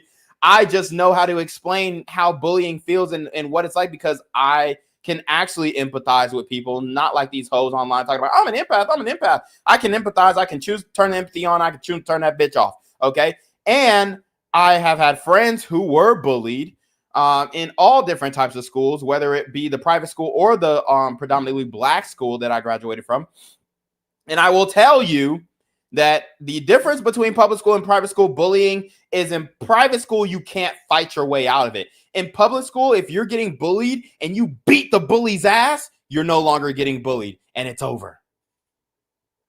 But in private school, if you beat the bully's ass, you're getting suspended, and you know, I mean, you're going to be like the fucking black sheep of the family, because you're just going to throw tuition down the drain. It's $16,000 a semester. So your parents are going to be really pissed at you. And, you know, you're just going to get shamed by it's basically like you're going to be confirming their suspicions about you. And I'm just speaking for black students. But if you're a white student, you get bullied too. You can get all that smoke. And, you know, there's stories of all types of people getting bullied for different types of things. But OnlyFans is going to be the #1 reason why kids are getting bullied in school in the next 10 years. I guarantee it. There's going to be a study comes out that says children with parents who do OnlyFans are the #1 demographic to be bullied in private and public schools. I guarantee this study is going to come out. And if they don't put it out, I'm going to fucking do the study myself. But so we're debunking the fact that you can't private school your kids and put them in the best schools. Put them in the best schools. I just did a story on Black Gen Z where it was a private elementary type school from 2-year-olds to 5-year-olds in DC, where they were basically churning out, you know, your next senators and presidents. It's that type of school. And the fucking headmaster, the guy who ran the school, got busted on a child sex sting. He was downloading and you know, trading child pornography in a Discord server. And this was the headmaster. So y'all think y'all gonna be putting y'all kids in the best schools and all this kind of shit, and it's gonna insulate them from your OnlyFans, your fucking slut career? No, the fuck it's not. Your daughter's already getting bullied because you're a piece of shit, and you just think she should just work through it. You should think that, it's just a part of being in school. No, the fuck it's not. If you don't give the bullies ammunition, they have nothing to come at you for. So she's a piece of shit. She's putting her kids in public school, and that makes her a piece of shit because she doesn't care about the mental health of her kid, and her kid's getting fucking bullied like fuck relentlessly. She's probably gonna fucking, I mean, I wouldn't be surprised if she winds up finding out her kid is cutting herself. So she's already dealing with that. And then if you decide to homeschool your kid, you're still a fucking piece of shit because you're actually doing pornography in the next room, you fucking little bitch. So, I mean, it's like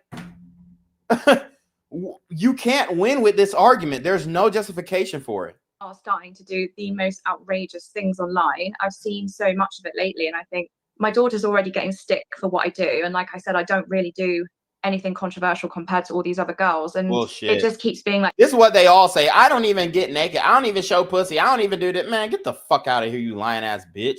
I don't even do anything controversial. Bitch, you got a wig on right now because you're trying to hide your identity. You wear a wig when you do content so that people don't know that you're a natural blonde, and when you go out in public, they don't recognize you. That's what you thought. like leveled up and up and up of the expectations. Well, on Saturday, I'm going to another OnlyFans creator, Lilly Phillips, is planning to sleep with 100 men in a single day for OnlyFans content. Have you heard about this? Yeah, I have. Yeah. What do you think? I think it's really sad. I just worry about her mental health. I'm hoping it's a hoax and it's not gonna actually happen. I don't know. From what I've seen of her, I think she's like young and beautiful.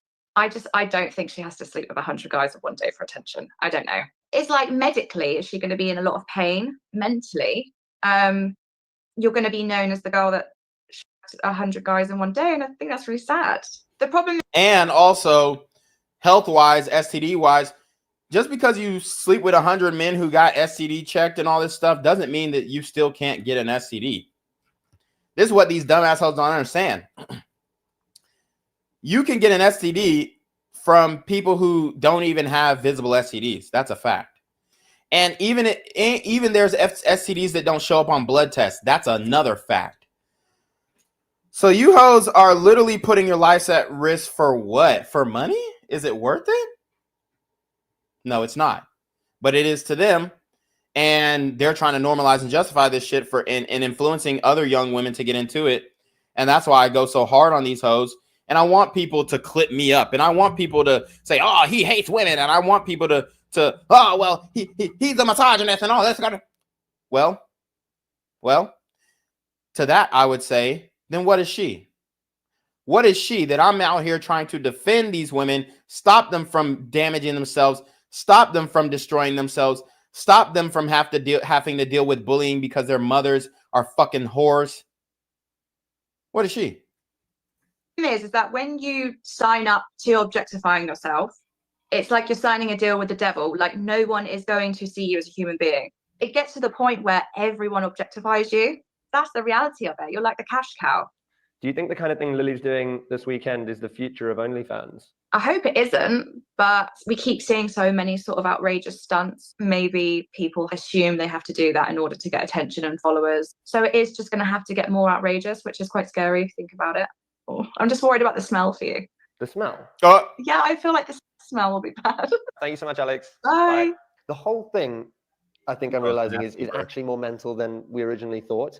There are 100 men turning up to have sex with her for 5 minutes each in a single day. I mean, there's a decent chance that one of them is going to be dangerous. One of them might have a weapon, have a criminal record. A few of them will have STIs. Just on a basic statistic, you can know that a few of them are going to have STIs. So let's just hope those condoms are good ones. I had a sinking feeling that perhaps Lily hadn't fully thought through the challenge she was undertaking. How are we looking? We're 1 week away. I think we've got about. Hey, shout out to my guy Miami Zoe Life. He says these 304s just keep getting worse and worse. Yep. Midnight Sun says, bruh, she's the representation of a succubus. Yep. He says, damn, bro, easy. Hey, man, I ain't going easy. I ain't taking it easy, bro. I'm turning up. I'm providing entertainment value. But yeah, these hoes are fucking sluts. They're fucking pieces of shit. There's no way to justify doing OnlyFans, especially if you have children. Especially, there's an egregious and I mean, it's literally a place mapped out in hell for you women who are doing OnlyFans when you have children. You're a fucking piece of shit. 50% of them confirmed. And then you're checking that they've done an STI test? Yeah, so prioritizing guys who have STI tests. They have to Okay, and just understand that these tests that they do, if it's not a full panel test, then it's not going to come up. None of these STDs are going to come up on you know, just a basic test. Also, there are STDs that are invisible that you cannot see. So, I mean, this bitch is just a liar. Screenshot the results kind of thing. But this is the thing with it. Like, you can never 100% know if they've had an STI test. And even if they had, they could have slept with 10 girls in between the test and things like that. It's more just like, you know what you're getting involved in if you're willing to participate. Are you going to kiss any of the guys? Definitely. I feel like some of them would be a bit put off, especially when they know I've just had like 57 guys inside me or whatever. Why do you think that would put them off? I think it's more if someone's to my face. I can imagine that's what's put another guy off. Yeah, nobody's gonna want to come or kiss a bitch who just got came on, bro. That's fucking disgusting unless you're a homosexual. So you would let like these guys do that on your face? Yeah. And in your mouth? Yeah. What if they had HIV? Is that where it comes from? Was spunk in the mouth? It can. Oh, really? See, I've never really thought about that. Last time when I did it, all of them could in their mouths. I can't really explain it. I get like serotonin, like from when people are like, oh my God, you're that on the internet. Sounds crazy. And when they zoom in, just look out for any cold sores around her mouth too. Every cold sore is oral herpes. Every cold sore, every single cold sore is oral herpes. And every case of cervical cancer started from HPV. That's 100% a fact. You can look it up. I know, and I know you're saying that to me right here. I don't believe that. Really? No. I kind of love like ruffling feathers a little bit, and people getting a bit like agitated by maybe the fact that I'm a slut. People think I'm like so sad and stuff like that, but that could not be like further from the truth. I don't think people realize like how happy this makes me. But I just think it's so funny and fun. I can't really put it into words. Have you done anything to make sure there's not someone with a criminal record, for example, coming down? We actually have not. No. Do you feel safe? So she doesn't care if the dude has a criminal record either. She doesn't. She just wants the dick. Yeah. I mean, for sure, I could take on some 50-year-old guy. No, I think it'll be fine. I'd like to think the guys on there, so I don't know what they would do anyway. It is London, like you've put out a public call, so technically anyone could come down as long as they were over the age of 18. Yeah. Maybe. I'd like to think someone won't go to that effort to put in their ID, drive there. You know, it's quite a big process for someone just to, I don't know, do something like that. Maybe I'm not really sure. I had a sinking feeling that perhaps Lily hadn't fully thought through the challenge she was undertaking, but maybe I was wrong and everything was under control. After all, Lily and her team seemed very relaxed about her mission. So relaxed that she squeezed in another job the night before, in Newcastle. Hi, I'm going to be at Blinkers at Newcastle Racecourse this Friday, the 18th of October. I'm super excited. Apparently there's meant to be over 6,000 university students. It's the biggest uni event in Newcastle, so I can't wait.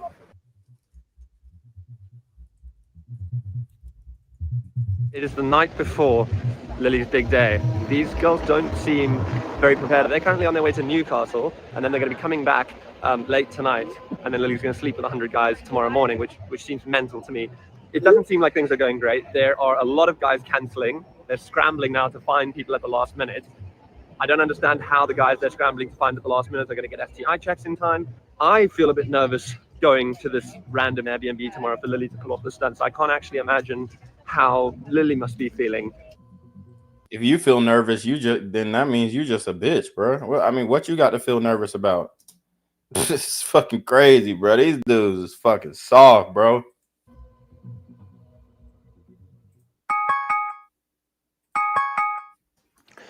It's Lily's big day. It's raining.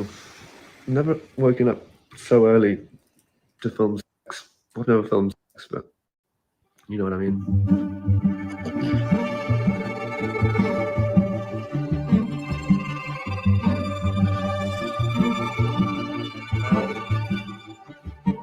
This is where it's happening. I don't know where Lily and the gang are. It doesn't seem like anyone's actually here yet. One thing I can say is hidden in plain sight. It's not exactly where you'd expect someone to be having sex with 100 guys. It's 8:35. They were meant to be here at 8 a.m. They're nowhere to be seen. So this bitch is late too. This fucking crazy, bruh. She don't respect your time, bro. And you over here, man, these dudes are simps, bro. Simps. Do you guys want to get some cover? Just as we were starting to think the Queen of Southampton was right, and this was all a hoax, the first man arrived. I'm here for the thing. Oh, cool. Yeah, it's a bit early. I'm Josh, by the way. Oh, Hey, nice to meet you. I never really think about things before I do them, so I've just kind of do them and then think, oh, you know, was that? Man, get the fuck out of here. You're there because you're fucking horny and a bitch offering free pussy. Stop the cap, bro. Stop the cap, bro. I mean, just be like, man, who ain't pulling up to some free pussy?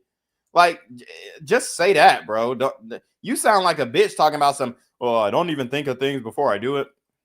Okay, but yeah. We received a text from Lily's team asking us to not draw attention to the rented Airbnb where the stunt was set to take place. She's asked us to not be around the property so we don't draw attention to it. So I asked lucky participant number 1 if he wanted to go for a stroll while we waited for Team Lily to arrive. So you're obviously a subscriber of Lily's on OnlyFans? I'm going to be honest with you, it was only what you said. So you got a text, but they sent the address quite late, didn't they? Yeah, just this morning. Funny, like, in the text, it was like, you know, if you have any friends who'd like to take part, and I was like, oh, it's one of my motivations for coming here. Yeah. Like, is it gonna have, you know? Yes. Am I gonna get months? It's on the circle line. Yeah. I go to the NA after. Finally, Lily arrived. Hello. Yeah. Lucky number 1. An hour behind schedule with a security guard on the door, we were allowed inside. Nice to meet you. Hello, how you doing? Fair enough. Everyone get naked now. Let's get going. It's a lovely house. I like that big mirror. Yeah. I don't know where to put myself. I feel like just float. Everyone's just floating. Everyone looks a performer today that sits on the couch. The atmosphere inside was nervous and very strange. Lots of bananas. No one, including Lily's team of assistants, seemed to have much of a plan in place for the day. I don't know what's going on. No, there's a lot of forms this time. The admin side of things is crazy. Having had their IDs checked and release forms signed in order to allow publication on OnlyFans, 6 men sat anxiously on a sofa, waiting for their turn to have sex with Lily. Meanwhile, it seemed the reality of what Lily was undertaking was starting to become slightly more real. Hello. How are you feeling? No, excited. It's nice to actually meet the boys because it makes you puts you at ease of it. This is crazy. Yeah. I'm nervous. Is it? You're not going. How are you feeling? No, I'm not nervous. Okay. I'm excited. Just putting a baby monitor in here so I can keep an Oh, eye that's on smart. you. Yeah. Have you had like an energy drink? Yeah, I had a squash pastry in the car. Okay. And with your dog. Lunch or anything? What do you think? I think I'm gonna have a break. I think it gets to about 12 and have a little Okay. breeze. Yeah, that's good. Are the guys going to shower? Or No. just come straight and the condoms? Yeah, they're in my bag. I've bought like 200 of them. Yeah, that's good. Just in case because of my break. Exactly. And like, do we think we're going to get to 100 today? Yeah, I'm not leaving without it. I can do last night. I thought, Oh, guys, we are running behind. I got in at 6 o'clock this morning. Oh my god. I'm excited just to get the first one in. Yeah. Like, you know, you just like want it to start. It's like doing a race, like you just want it to start. It's early in the morning to be honest. Yeah, it is. And 5 minutes each, right? 5 minutes each. Try probably might do a little bit less time. I think there's about 8 of them. Okay. Yeah, so I don't want to keep them waiting too long. Fine. Yeah. Just all the best. Thank you. Okay. Yeah. Yeah, careful. Kill it. Lots of fluids. Thank you. Everyone not filming the guys. Yeah, Thank you. Just as proceedings were about to commence, we were asked to leave. It was hard not to feel concerned for Lily as we left the house. She seemed more apprehensive about what she was doing than she had done over the past few weeks. Perhaps the reality of the situation was beginning to dawn on her. It certainly was for me. It was just weird. Like, that's all I can describe it as. It's just so weird. Like, Lily seemed a bit more nervous than she seemed throughout this, but still, like, kind of up for it. I just cannot believe in the middle of this, like, super affluent suburb, this girl is about to just have a load of strangers, 100 strangers in someone's Airbnb. One of the men participating agreed to speak with us after having spent his allotted 5 minutes with Lily. He had flown in from Switzerland just for this. So I came last night, and I'm leaving basically after. I went for the authentic experience. Okay. I had pie. British in the pie, pub, pie and mash. How long have you known or been a fan of Lily Phillips? Since the beginning, I would say. Did you ever think you'd be able to have sex with her? No, never. And today you did? Yes. Were you... Man, look how she set up all these fake ass fans. These ain't no fucking fans. These are dudes who are in the fucking industry. Like, stop it, bro, man. And this dude is really hurting his journalistic integrity. This is crazy. I mean, he's really hurting his journalistic integrity because ain't no way you believing this shit. Ah, shit, my fucking... How the hell is my battery going out if I'm... Or if I'm, I don't know how, but I guess we're going to have to finish it up. My battery is literally is being charged right now. And then it's trying to talk about, oh, the battery's exhausted, bro. What the fuck? Let's see. It's still connected. What the hell? Yeah. I don't know. I'm going to have to get a new charger anyway. But let's keep going. Don't believe that these are her fans. These are dudes who are in the industry who they pre-vetted and pre-approved. Fuck out of here. Nervous this morning going in there? Yes, especially. Oh, we got some more chats in here. Shout out to Midnight Sun. He got a funny one. He said you can't spell cuck without UK, and that's a fact. Let's see. Everything's going to get worse from here. The problem is that men don't have the power to even speak about this anymore because then we'll get canceled for it. Yep. Shout out to Midnight Sun. Miami Zoe says 304 is getting worse and worse. 14 dicks in a day was extreme. Now it's 100. SMH. They out here getting screwed like STDs, HIV, and sexually transmitted demons. Yes. They out here passing out box like Gucci third leg don't exist. Exactly. Jezebel and Horror Babylon spirit running rampant in these 304s. Lionheart Fitness with the SMH. Miami Zoe concludes with, I can't believe 99 cucks waited for a turn. Yeah, that's fucking crazy. The first dude, all right, is cool. Everybody else, bro, you need some help.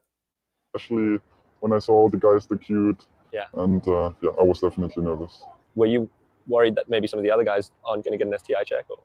Or? A little bit, but also I think the risk for the guys is maybe less high than for her.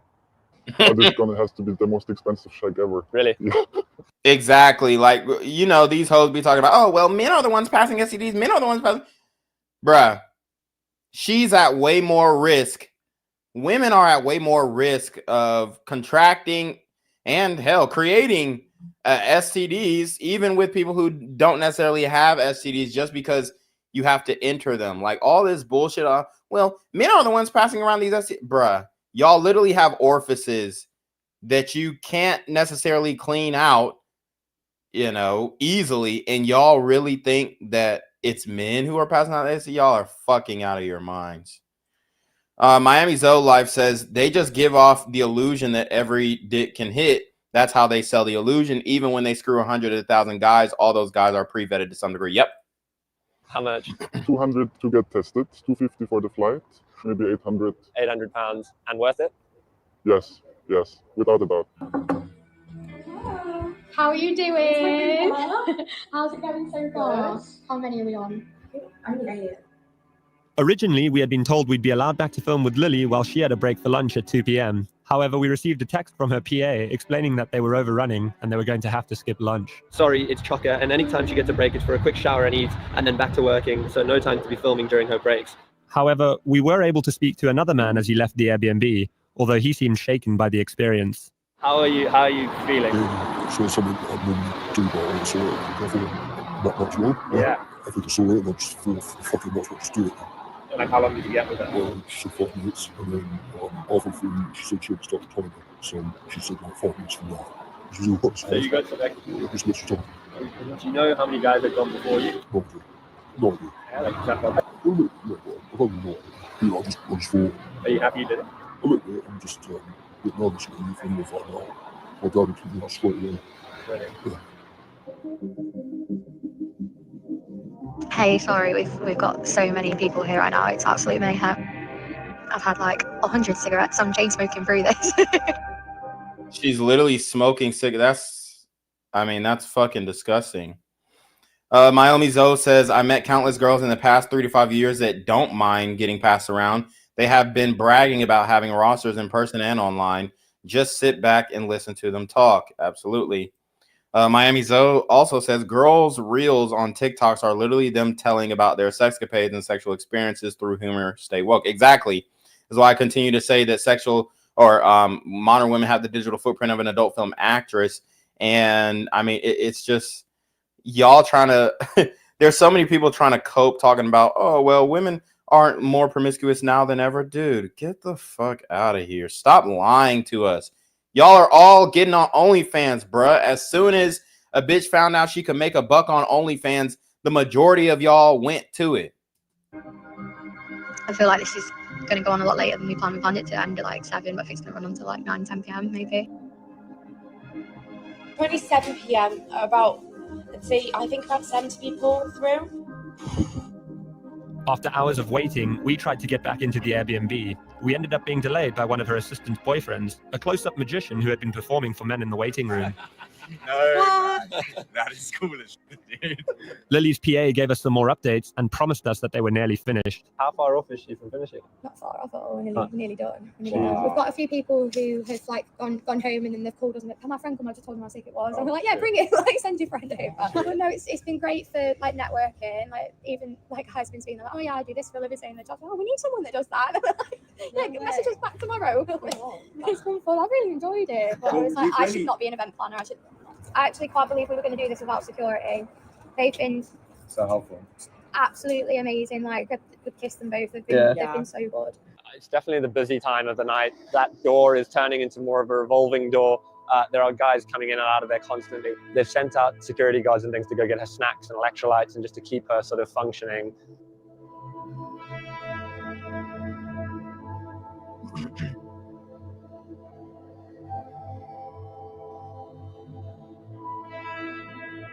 Then, finally, the feat was complete and we were invited inside.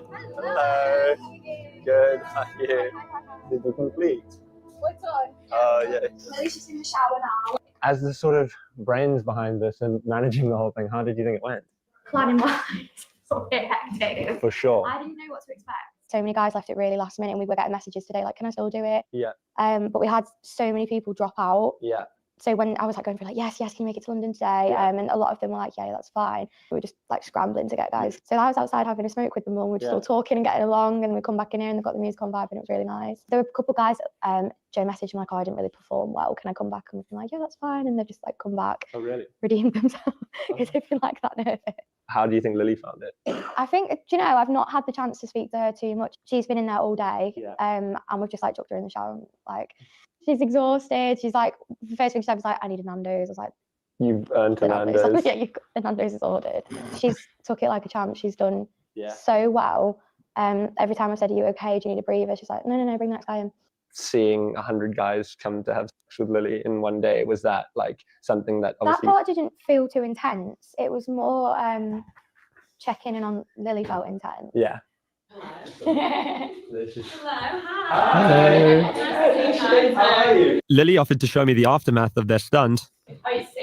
What does it smell like? Like brace yourself. Brace yourself. Oh. Talking about some brace yourself. Holy shit. I guess it. Ugh. It looks like there's like blood and all types of fluids. The aftermath of their stunt. What does it smell like? Like brace yourself. And we're not supposed to hate these hoes, bruh. I mean, dog.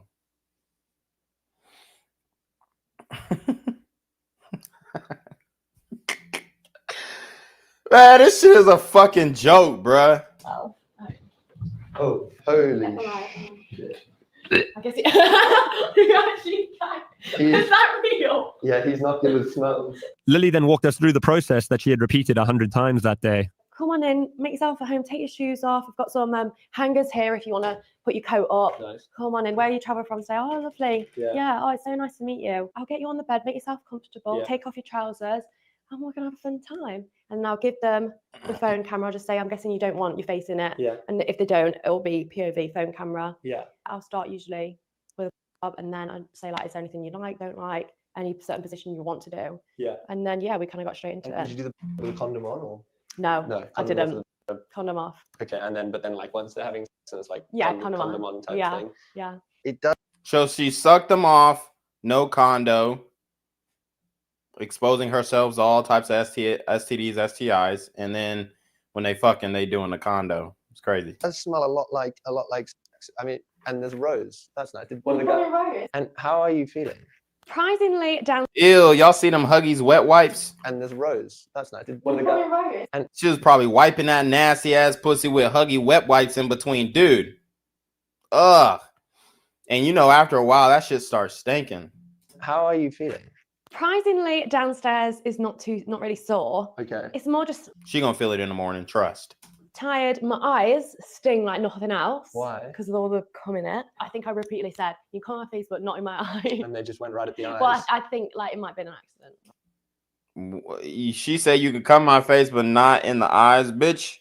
Your eyes are like 20% of your face. What the fuck is you talking about? But no, I mean, I've definitely seen some spunk today, Jesus. And it just took definitely a lot longer than I thought it was going to. These hoes think like, I mean, yeah, you got some type of aim when you bust, but it ain't it ain't precise. Like these hoes talk about something, oh, come on my face, but not on my eyes. Bitch, how is that even possible? When a nigga busts, you don't know the level, the intensity of the stream or anything. It just go everywhere. I think it was when it was only like 40 and I was like, I'm not even halfway yet. Yeah. And 40 is still a lot of people. Like, imagine 40 people and be like, I'm not even halfway, like, done. When was the last time you ate? I think I had a yum yum. Yum yum, is that what they're called? A little pastry. What? Nigga, she just ate 100 dicks. What the fuck is y'all talking about?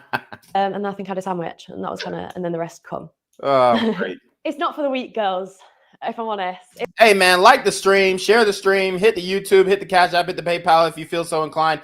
Y'all, I'm about to start streaming heavy because I see all these other streamers, bro. These niggas lame as fuck, not funny, you know, toeing the line, not trying to get canceled. I'm already canceled. I don't give a fuck. I'm going to say it how it is. And I'm about to go crazy in this streaming game, bro. Just watch. It was hard. I don't know if I'd recommend it. Why not? I think if you're a different type of girl, it's very like, it's kind of like. Here we go. Here's the clip everybody was clipping. It. Why not? I think if you're a different type of girl, it's very like, it's kind of like being a prostitute in a sense of like, it's kind of like different. It's kind of like being a prostitute. Oh, you don't say. You don't say. What the fuck? And you have women online literally blaming men.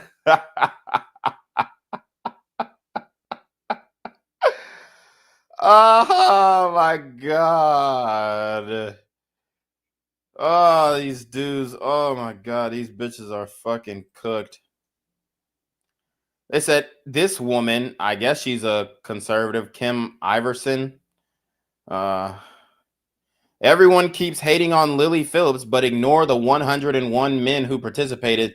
The ratio of sick men to women is the reason few women become this sick. It is absolutely just bullshit. I mean, it's just a circular argument because it makes you run around in circles to try and prove this right. But the reality is, yes, the simping is a problem, but let's talk about this. Are you really going to sit here and sorry, my camera just went out. Are you really going to sit here and blame the drug user over the drug dealer? This is the analogy that shuts it all down. This is the analogy that shuts it all down. No, the drug user is the victim. Pornography is an addiction, and every man who participates in, you know, jacking off and watching porn is being victimized. Okay?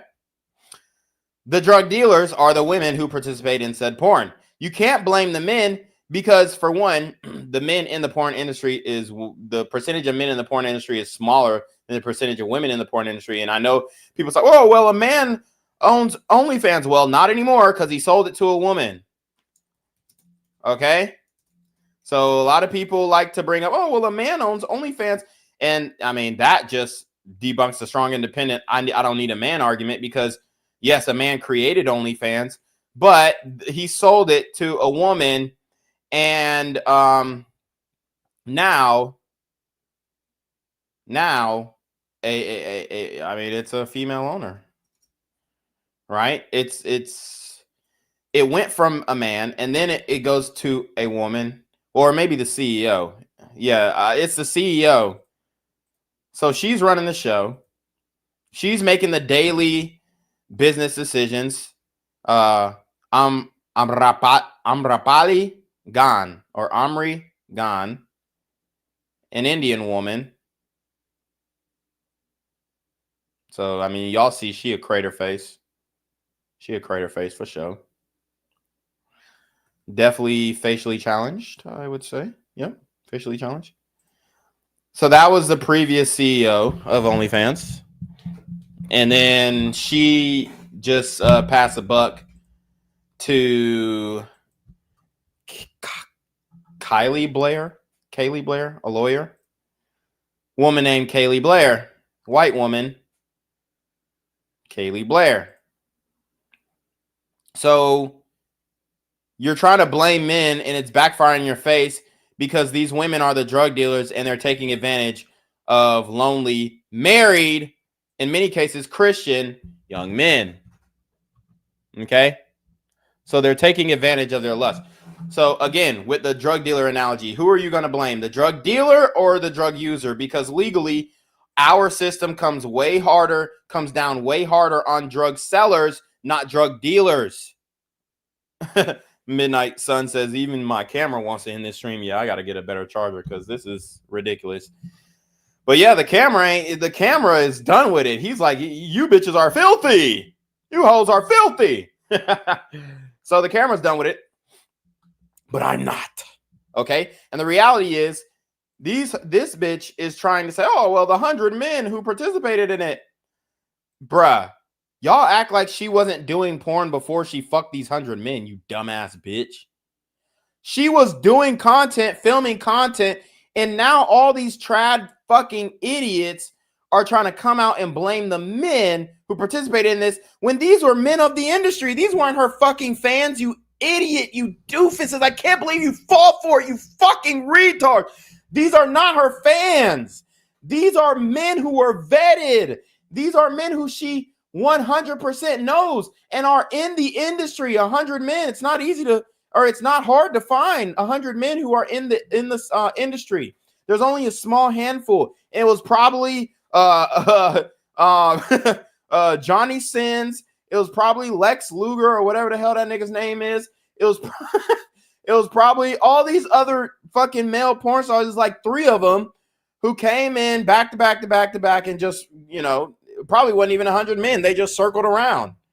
Like, dude, stop acting like the women are not the problem here. It is the women. If we didn't have drugs to take, if she wasn't the supplier of pussy, if there was no lust to lust after, and then there wouldn't be a product. There wouldn't be anything to consume. If women didn't make porn, if they didn't get fucked on camera, if they didn't jerk off and masturbate and do solo shit and all that kind of stuff and make OnlyFans, there wouldn't be any content in the first place. So the men who are consuming are literal victims, literal gambling addictions, literal alcohol addictions, literal fentanyl addictions, literal cocaine addictions, literal psychedelic drug addictions. And who do we put the main onus on? The drug dealer. The drug dealers. Not the victims of these drugs who die from overdoses, who die from failed marriages, who die from sexless marriages, who die from getting caught jerking off to one of these hoes. Not literally die, but their marriage ends based off of these drug dealers, these lust dealers. It is the content creator. The onus is on the content creator, not the consumer. It's an addiction that they might maybe have to go to rehab for or whatever. But that's just like me saying everyone keeps hating on El Chapo, but ignore the hundreds of thousands and millions. Oh, damn, my camera. Oh, I need the camera to get this one off. I ain't gonna cap. I need the camera to get this one off because I was about to fucking eviscerate this hoe. I was about to cook. All right. So we back. But yeah, imagine if this was in the drug dealer and drug user analogy. Everyone keeps hating on El Chapo, but ignore the hundreds of thousands and millions of Colombians, Mexicans, Latin Americans, South Americans, North Americans who overdosed on his drugs. The ratio of sick drug addicts to drug dealers is the reason few drug dealers become this sick. This is victim blaming. These women should be ashamed of themselves. Shame on you. Shame on you. It's absolutely ridiculous. It's kind of like being a in a sense of like, it's just a different feeling. I don't know how to explain it. Like, it's not like just having sex with someone. Yeah. Just one in one. And I hope this bitch cries every night to sleep. I really do. Now, like, it feels intense. Like more intense than you thought it might. Definitely. Yeah, cry, bitch. We laughing at you. And we're metaphorically drinking your tears because we don't feel sorry for you, ho. You signed up for this shit. Ain't nobody force you. And I better not see you come back in 20 years talking about it wasn't consensual. Fuck out of here. Fuck out of here. Sorry. Okay. Just take 1 minute. Bitch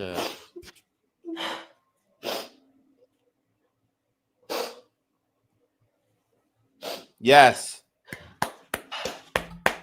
I think I was when I talked to you last, like I was not nervous. It was like the day before. I was like, oh, I'm so nervous. But it was good. It was more, I guess the interactions when like I'd have to stop them early and like. What's another excuse that these women make for doing OnlyFans? Well, as long as I'm not hurting anybody, bitch, you're hurting yourself and your family. You piece of shit. You'd have to stand on business and be like, I'm so sorry, you got to go. And like the awkward interaction of like you feeling pressure to have to make them come if like you haven't spent enough time with them and feeling like you didn't give them a good time because like they only got 2 minutes. And that's what's making you feel emotional, is that maybe you think you didn't give some guys a good enough time today? Yeah, and it's hard, I think, having the interactions with them when they're like, what, you're not going to make me finish, I've come all this way, like kind of like guilt tripping me a little bit. I felt bad, like some people just travel so far, like I didn't want to give them a shit. Do you hear that shit?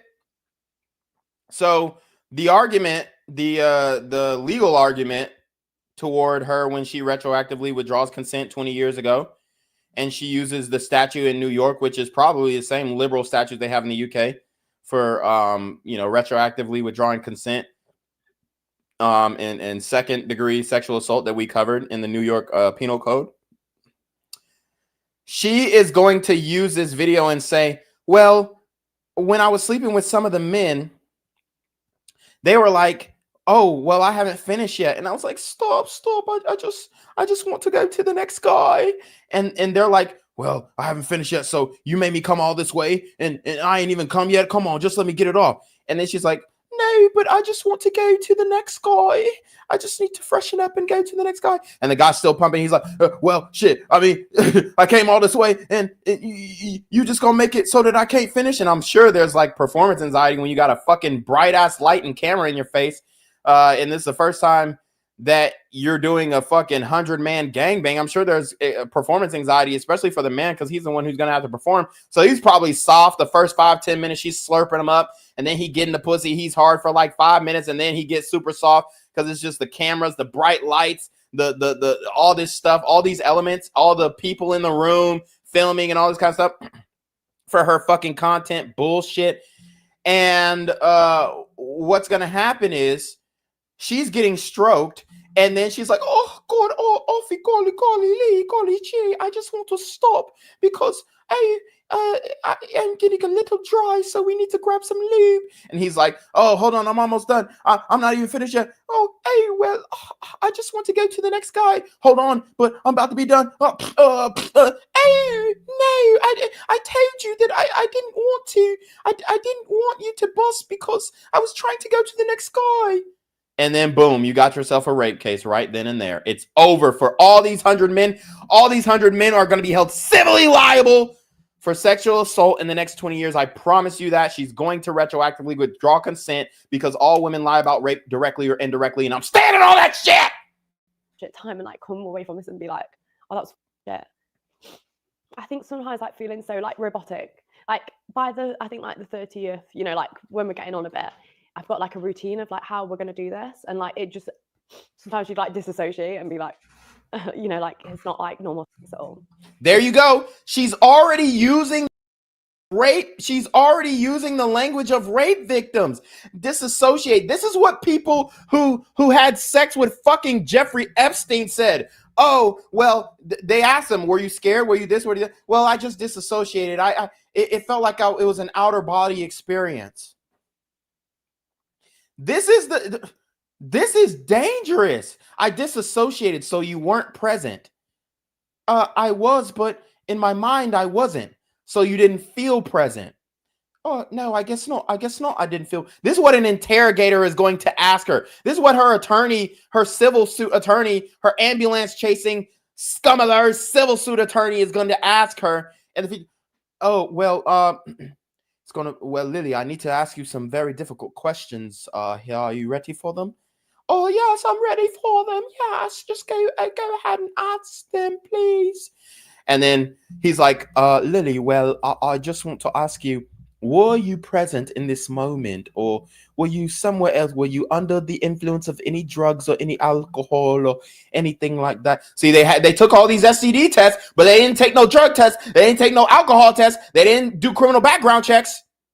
So if there was a criminal who snuck in there, which I don't believe it's the fans, but let's just act like, I mean, even some of these porn stars got rap sheets. Y'all know George Floyd was doing porn at one point, and he got a rap sheet, right? So some of these dudes who you know, have former criminal history, they're going to be easy targets. They're going to be very easy targets for these women.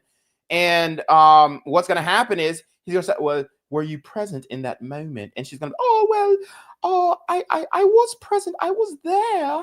And he's going to be like, well, were you under the influence of any drugs or alcohol? Did they give you something? Did they slip something in your drink? Or was there water that was lubed up like Diddy's water?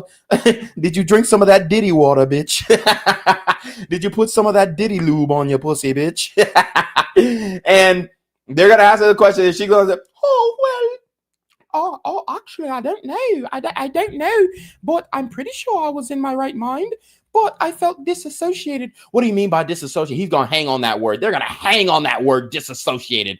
What do you mean by disassociated? Like, do you mean as if you were not there, you were not able to give consent? Oh, no, well, it was an out-of-body experience. And, I mean, I can't recall. I can't recall if I was able to give consent because I don't even remember it happening. I don't even remember after the first guy. And the first guy's the Chad. He's the only good-looking one that she fucked. After the first guy, I don't even remember what happened.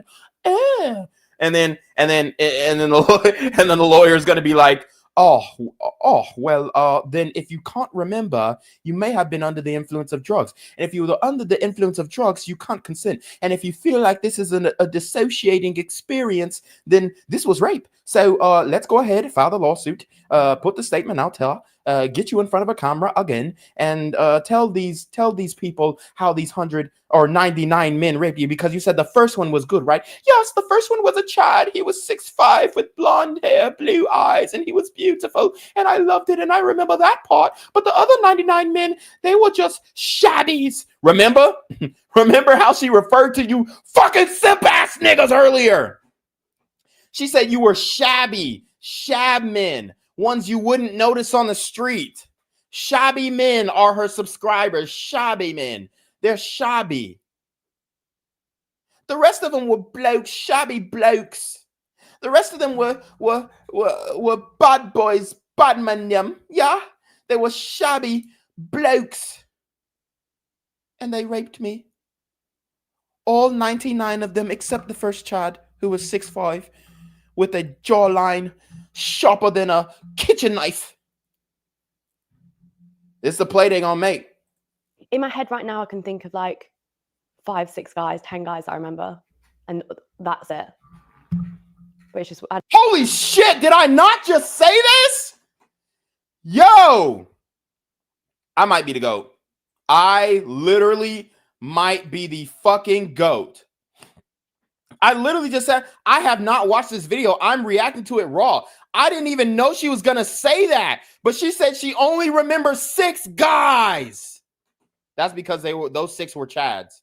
The rest of them were fugly, ugly. She didn't want them inside of them, but she let them inside of them for content. And 20 years later, I mean, at least it's not 99 men. Only 93 men, or sorry, only 94 men are liable for rape now.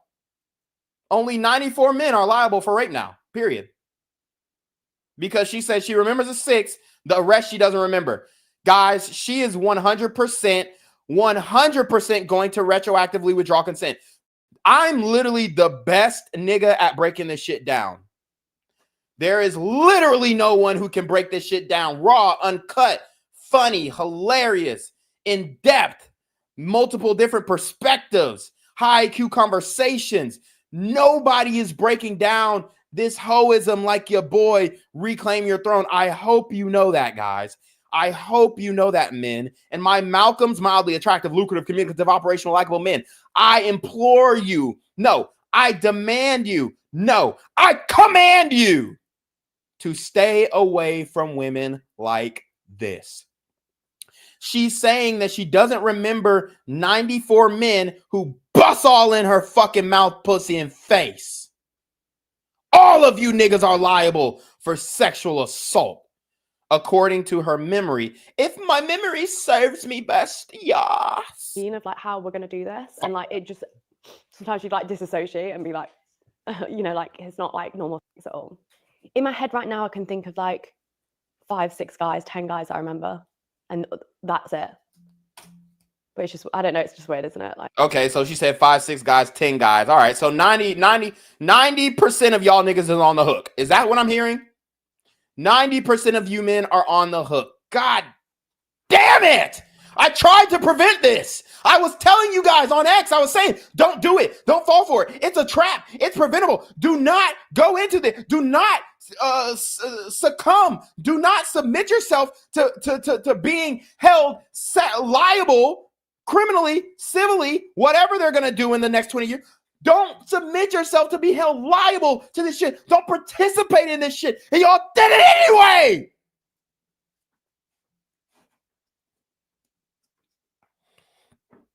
I warned you, men. I told you. Don't do it. Don't fall for it. Do not think this little piece of pussy is worth your life, your sanity. Every day you're going to be looking over your shoulders like, I hope I don't get served today. I hope a nigga don't serve me today. I hope. That's hopium. That's hopium, my nigga. Don't let it happen. I'm sorry, guys. You can't allow this to happen. You cannot allow this to happen. Please, man. I'm begging you, niggas. I'm begging you. Do not participate in this shit. And y'all did it anyway. I hope, I pray, I really hope and pray that there were no black men involved in this gangbang. I really hope and pray, because y'all niggas are going to be the first ones on the chopping block. I remember, and that's it. But it's just, I don't know, it's just weird, isn't it? Like, if I didn't have the videos, I wouldn't have known I've done 100, you know. But yeah, I think that was kind of the hard part. Is like, if I didn't have the video, I wouldn't know if it even happened. Guys, imagine if she would have did this and didn't film the whole thing. All of them niggas would be going to jail for rape. All of them niggas. If there was no proof, if there was no footage, and she might even debate putting this footage out because she might want to go after them civilly in the next, even though she invited them to the crib.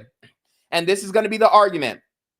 And this is what all women are going to parrot. Well, just because a woman invites you to her house and tells you you can have sex with her and allows you to have sex with her doesn't mean that she consented. That's the argument. I promise you that's the argument. No, I not even that I promise you that's the argument. That is the argument. And there's no argument against that not being the argument, because we've seen this argument every goddamn day on X when we're arguing about what the argument is or what, contends as consent. Conversing with them, and like when they'd kind of be like, oh, like we've only had 2 minutes or 3 minutes and you said 5 on the message. Did someone say that to you? Yeah. And obviously it just makes it feel so bad. Wow. Yeah, whoever said that shit, that nigga is going down for rape, bro. I ain't even gonna pretend to act like that ain't finna happen. Any nigga who tried to negotiate his time, any nigga who tried to say, oh, well, I ain't get my full 5 minutes, though.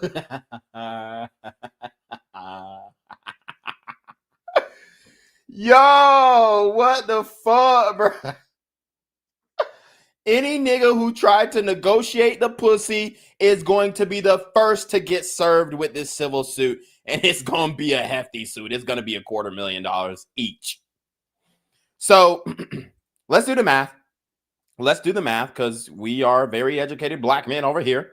And, other men, we're Malcolms, but you don't have to be black to be a Malcolm. But it's the term Malcolm, it particularly, refers to black men. I got the name from Malcolm Little, better known as Malcolm X. But the term pertains to black men, but anybody can be a Malcolm,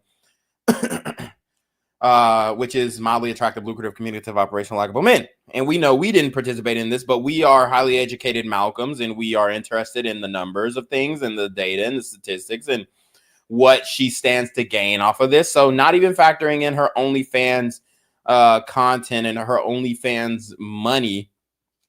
Let's just talk about how much money she's going to make off of the civil suit when she comes back in 20 years and claims that all of these men raped her. I'll give her the benefit of the doubt and say 90% of the men she believes raped her. Point blank. It sounds like there was a lot of guys who tried to negotiate time, and that is rape. It is in their minds, and that's all that matters. She feels like it's rape, so it is. You blew her back out. You was hitting that thing for 2 minutes and 30 seconds. You was in that bitch. Your ass was in there pile driving that motherfucker. And then 2 minutes and 30 seconds in, she's like, oh, hey, that one hurt. That one actually left a teasy in me. Can you slow down? Can you stop so the next man can get in? Like, hold on, bitch. I ain't get my full 5 minutes. Hold on. I'm in that pussy, bitch. I ain't get my full 5 now. I got 5 on it. Nigga in that bitch stroking, dog.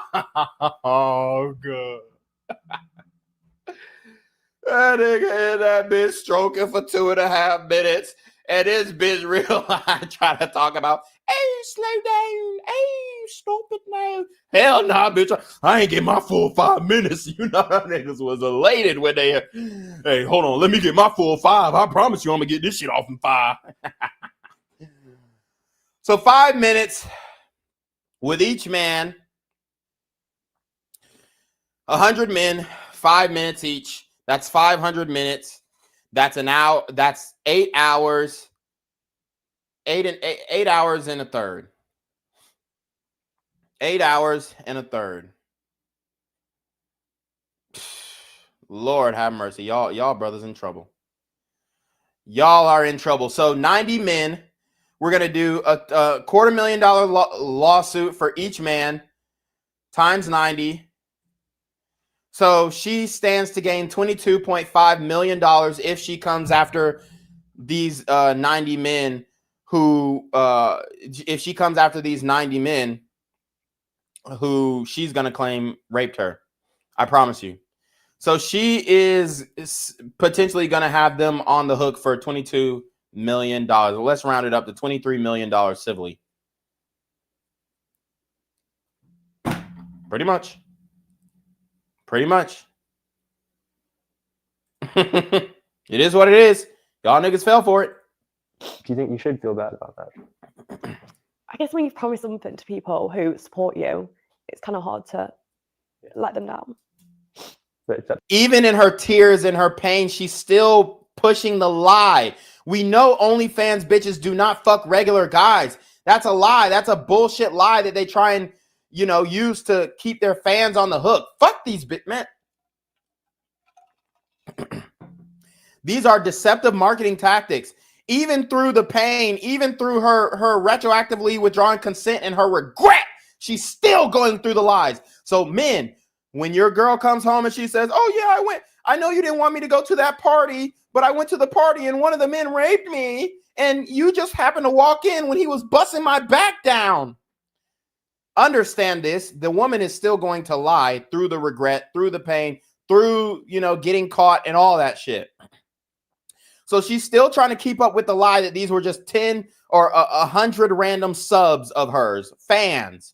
Dude, these were other fucking OnlyFans content creators and you know it. And you sitting up here lying to these people with tears in your face trying to convince them. Fuck you! Do you think you should feel bad about that? I guess when you've promised something to people who support you, it's kind of hard to let them down. Disgusting. But it's up to you, right? Like when you know. Yeah. Have you even processed, do you think, what's happened? Not yet. God, I won't forget this day, Jesus. When I decided to start making this documentary, I wasn't too sure of what to expect. I certainly didn't expect to see Lilly so upset at the end. And look, this woman is one of her managers or somebody who works with her or works for her. And she's hugging her and laughing behind her back because she got her on the hook and now she's getting paid. Lilly ain't even making the majority of the money. She's cutting off her team 33% off rip. She's cutting off 33%. So whatever she's making monthly, she's paying 2% to OnlyFans, 33%. So she's ended up paying. She's only keeping about 65% of her earnings. So, I mean, I'm not saying it's bad. It's a bad life. It's a bad living as far as financially goes. But this woman that's hugging her is the same bitch who put her up to this shit. So fuck both of these hoes. End of it all. I thought perhaps in years to come she may look back at this day in sadness, but not so instantly afterwards. She had stressed to me throughout my time with her how excited she was for this challenge and how this was her fantasy, so to see her so visibly upset at the end of it all was really sad. But my confusion was only added to in the days following our filming with Lilly, as she announced to her fans that in February of 2025, she would be sleeping with 1,000 men in a single day to break the world record. Boom. So when she does that, when she sleeps in with 1,000 men in 24 hours, I mean, that's just going to increase her earnings, honestly. So instead of $250,000 for 90 men, I'll say out of those 1,000 men, she'll remember the same amount, 10. So we have 990 men civilly liable for a $250,000 lawsuit. Let's put the numbers in. $250,000 civil suit. That's $247 million. Let's round it up to 240. It's 200. The exact number is 247,500,000, right? But let's round it up to 248 million. She stands to make $248 million off of civil suits for all of the men who she's going to retroactively withdraw consent from after doing these scenes. So, joke's on you guys. Last week, I did 101 guys. Now, this was just the warm-up because in February, I'm going to be the first person ever to reach 4 digits of guys all in one day. Yes, 1,000 guys. Maybe what we witnessed that night was just someone overwhelmed with emotion after completing such a monumental challenge. Or maybe we saw the true toll this career can have on a person.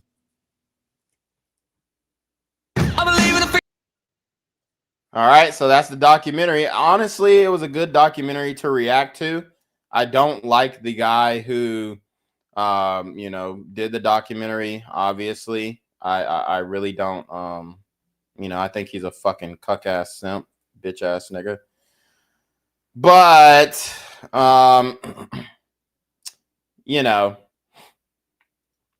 it is what it is. It was a good production value. I'll give him a credit. It was good production. I mean, he's a fellow YouTuber and all this shit. Yeah. I mean, and ultimately he was trying to present the message that she's gonna regret this and all this kind of stuff. Okay, that's fine. That's fine. I mean, I can fuck with it. But I mean, this shit is fucking insane, bro. This shit is insane. So I'm about to end the stream, but I'm gonna read your chats. Any chats that I didn't get. Miami's O-Life says, watch OF go down the drain like Google and others. Rob P says, glad to see you still streaming. What advice would you give to someone trying to give up corn? Hey man, shit. You better stop looking at Instagram, stop looking at Twitter, and stop, getting on social media. That because all social media is just a marketing funnel to these bitches. So yeah. Unfollow all women that you don't know personally and that are not your family. Unfollow them all. That's how you stop. And any bitch that come on your explore page or anything like that, your explore page, just click not interested in this content, and hopefully the algorithm corrects it. Her body count was already in the hundreds/thousands. Miami Zoe says she probably already screwed them already. Gucci third leg. Yep. He says, you drug mules. Oh yeah. He's rephrasing what that ridiculous dumbass fucking bitch. Let me pull her posts up real quick. He's rephrasing this for me, which is absolutely hilarious. Oh yeah, and we got to react to Tristan Tate and Sterling Cooper's take on this. I like Sterling Cooper's take. He was a former male porn star, and seems like a cool dude. Obviously, fucking these hoes. So, it didn't seem to take a toll on him. So, let's see. Let me just find this tweet real quick. Damn it.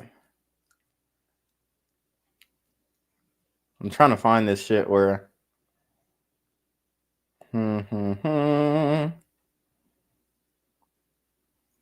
Give me 1 second.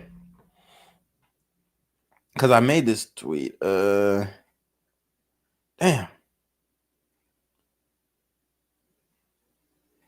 Sorry. I don't want it to be dead air, but I just want to find this tweet real quick.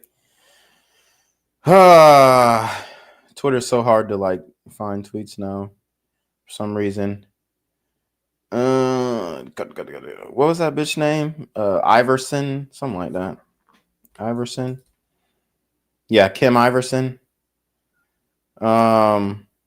Okay, yeah. So he's rephrasing this tweet right here that I broke down. Just want to give y'all context. Shout out to Miami Zoe. He says, you drug mules and drug users are responsible for the war on drugs. What about the drug dealers and pushers? ? Critical thinkers. Exactly. Quote, I was taken advantage of. Lionheart says facts. Miami Zoe says, I was young and dumb like Mia Khalifa, Sophia, Brittany Renner. Right. Lana Rhodes, I didn't know any better. Yep. Lionheart Fitness says, quote, I was powerless. Exactly. Saying all the things she's going to do to retroactively withdraw consent. I was going through a phase in my life. I'm grown and changed. Everybody's laughing. Can't forget that one. They love to use that one. I changed my mind. Miami Zoe says, I did the whole football team, but I drunk, so it didn't count. Lionheart says, yeah, fast. I can't believe UK dudes are this sad. SMH, fucking hell.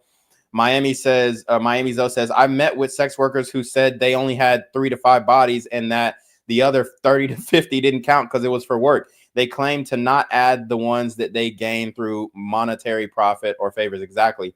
He also says most USA dudes are almost there. Give them about 5 to 6 years. Yeah. And then also I do want to, because people are like, oh, this is a one-off. This is a one-off. No, actually 10% of the women in Houston are sex workers. Point blank. Period. Like no debating this. I have it out of a rehab specialist mouth. literally a woman who rehabilitates sex workers, and you know, women who, you know, end up going from homeless to sex work or anything like that. A woman literally broke down the numbers in Houston, and at least 10% of them are sex workers. So, Lionheart says people just want easy sex now. Miami Zoe says 80 to 90% of spicy workers and sex work girls have to sink themselves into a sad state and have a out-of-body experience to do that level of filth. Yep, absolutely, I 100% agree. Lionheart says dudes don't want to make themselves better by going to the gym stuff. I could never pay for a woman to put her above myself. I hate simps. Yep. Midnight Sun says, yeah, no sympathy from me. Lionheart says facts. Midnight Sun also says, unfortunately, as long as men are slaves to lust, things will never change. He said, pardon me, mister. My Pandora's box cannot handle this discourse anymore. Miami Zoe says, unfollow all baddies and 304s you don't know in real life. Yep. Miami Zoe says, any girl that causes you to fap or lust, hide, irrelevant, tag, and unfollow. Yep.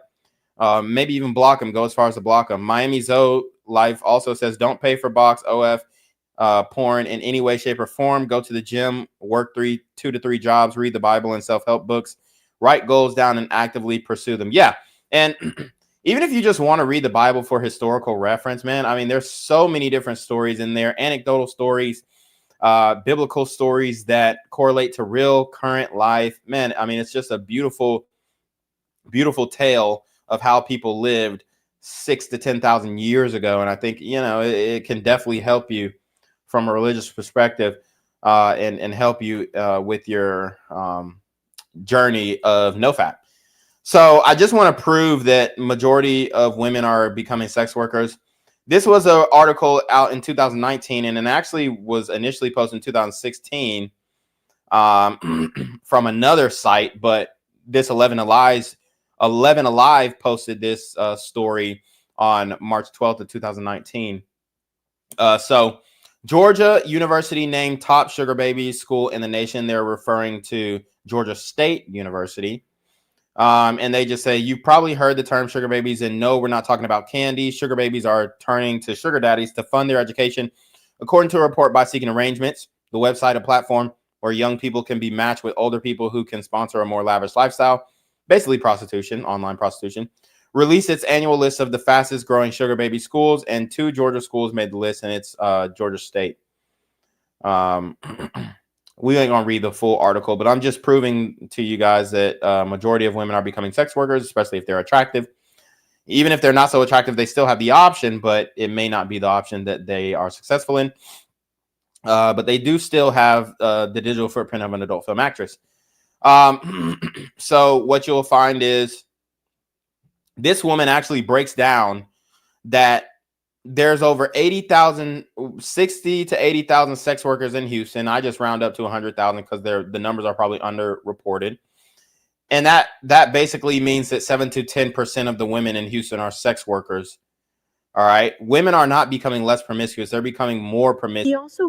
And anybody who's telling you different is a fucking liar. Listen up. He also Googled Houston escorts, and there are tens of thousands here. I would estimate and say anywhere from 70 to 80,000 sex industry. Holy shit! Listen up, workers. Woo! Hey, fellas, if yeah, I mean, if you looking for these quick, short, you know, interactions, 70 to 80,000, and I would say it's more because a lot of these girls in college are on Seeking and they're doing the same thing. Okay. Daily. That's a lot, just in Houston, Harris County. Yes. Griffin wants sex workers to do a few things to stay safe, such as don't meet at a client's home. But most of all, she wants you to know help getting out of this industry is available. It's very vitally important that individuals know to reach out to us so that we can help. Now, Precinct 1 can help with everything from treatment to therapy to housing and finding a job. We have contact information for them on our website. Yep. So I broke down the numbers in another video. It's 10%, probably more than that. So Yeah, if you go to Houston, most likely, or if you live in Houston, most likely your girl is a fucking prostitute. So with that being said, let's go to Sterling Cooper's breakdown of this video really quickly before we get up out of here.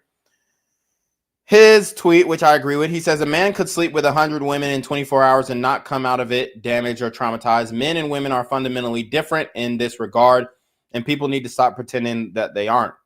So he just reacted to Lily, you know, saying that she felt weird and disassociated and all this kind of stuff. And then Tristan Tate made a post. He said, there are ways to combat this, and I am calling on all Christians to join a protest against this demonic action. You are a follower of mine? ? Here is what I would like you to do. There's an email address attached here. Please send your prayers and thoughts to this person, hoping that they reach her before she ends up killing herself or some stupid shit. Or better yet, apply, get accepted, go undercover. When it's your turn to violate her, whip out an icon, a verse, a Bible instead of your penis, and interrupt this nonsense with prayer and well wishes. Change her mind in person and make this video impossible to watch or edit. I will retweet any and all footage censored where necessary of people doing this. People retweet and post. I never asked this of anybody. So y'all, I mean, shout out to the Tristan Tate. He definitely, I mean, I definitely fuck with him more than Andrew, because the nigga Andrew be shitting on the Malcolms. I don't fuck with that. You know, you shitting on regular men when, I mean, he essentially took a shortcut to his riches, you know, by running the online webcam money printer business. It doesn't really take a high level of intelligence to do that, you know, respectfully. It really doesn't. And he did it sloppily too, and admitted to things that ended up getting him caught up. And now he can't even lead the damn country that he went to go do the business in. So I ultimately see that as an L. I don't give a fuck how much money he got. I don't give a fuck about any clout or anything like that. I give my personal opinion, and I've defended him from the legal accusations of it. I don't believe there is any legal ramifications for what he did. But, you know, it's kind of rich coming from this guy who literally ran a webcam business and you know, prostituted bitches all over the place. Now he talking about go in there undercover and pray for the bitch. Nigga, so I can get caught up on a rape charge too? You know, if you pull out a Bible, you're going to be the main one she going to say that you raped her. And then also, this what this man don't understand, well, he should understand it. I don't know why he doesn't understand it. But these people that she's picking, the 100 men, the 1,000 men, all these people, this is not no random shit, bro. These are not no random dudes, bro. These ain't random dudes that she's picking from her subs. No. These are men who are in the sex work industry, who are vetted, who are in the sex work industry, who participate in OnlyFans, or are even professional porn stars who are getting their calls answered. The regular men are not. So you think that these porn star males are going to go in there and read the Bible to her? Yeah, Tristan Tate, you got another thing coming. And this just goes back to the, you know, unfortunately, you know, a lot of these dudes think that they could save these hoes, and you can't, bro. You just can't. And I commented on this. I said, didn't y'all run a webcam business? How is this any different? Let a hoe be a hoe. And then, dude, these dudes are so mad at me. They're so mad, coping in the comment section, right? It's so fucking funny, bruh. It's so funny. They're so mad that I called the man out for running a webcam business that literally promoted the same shit that she's doing. And it is what it is. I mean, I think he seemed like it seemed like he'd probably be cool to kick it with, you know what I'm saying? But I got to call a spade, bro. I'm just being honest, bro. Like, sit this one out, Tristan Tate. Nigga, y'all had the hoe business on lock, and now you trying to save these hoes? Nah, bro. Let these hoes fail just like they are. So anyways, I appreciate all y'all for joining the stream. This was actually fantastic, man. I want to do this again. And honestly, I'm going to try and start streaming every day that is possible for me to do it. You know, an hour, a couple hours a day. because there's so many different topics that I've missed out on. And I love cooking these hosts. So you already know what it is. It's your boy Reclaiming Talk. Make sure you like, comment, share, subscribe. See your relationship coach to the email down below. The screenshot of your cash app. So no opinion. You already to be on your mark for getting with the BS. And you already know. Reclaiming Want to become an elite level athlete? Well, look no further. The Reclaim Your Throne Elite D1 training course is all you need to take your performance from subpar to the creme de la creme of athletes all around the world. The purpose of this course is to give you a comprehensive weight training, speed, flexibility, recovery, and endurance program that is meant to prepare young athletes for collegiate and professional sports. This course is packed with over 2 hours of creative, action-packed lifts narrated and coached by yours truly to assure increased strength, speed, flexibility, recovery, and endurance. Hey, I get it. Training alone can be tough and can even make you feel misguided or somewhat unmotivated. But with this course, I walk you step by step through each and every lift to make sure you're using the proper form to prevent injuries and that you're hitting the correct muscle groups to render maximum results. So what are you waiting for? It's now or never. So go ahead and get the training course today so you too can reclaim your throne.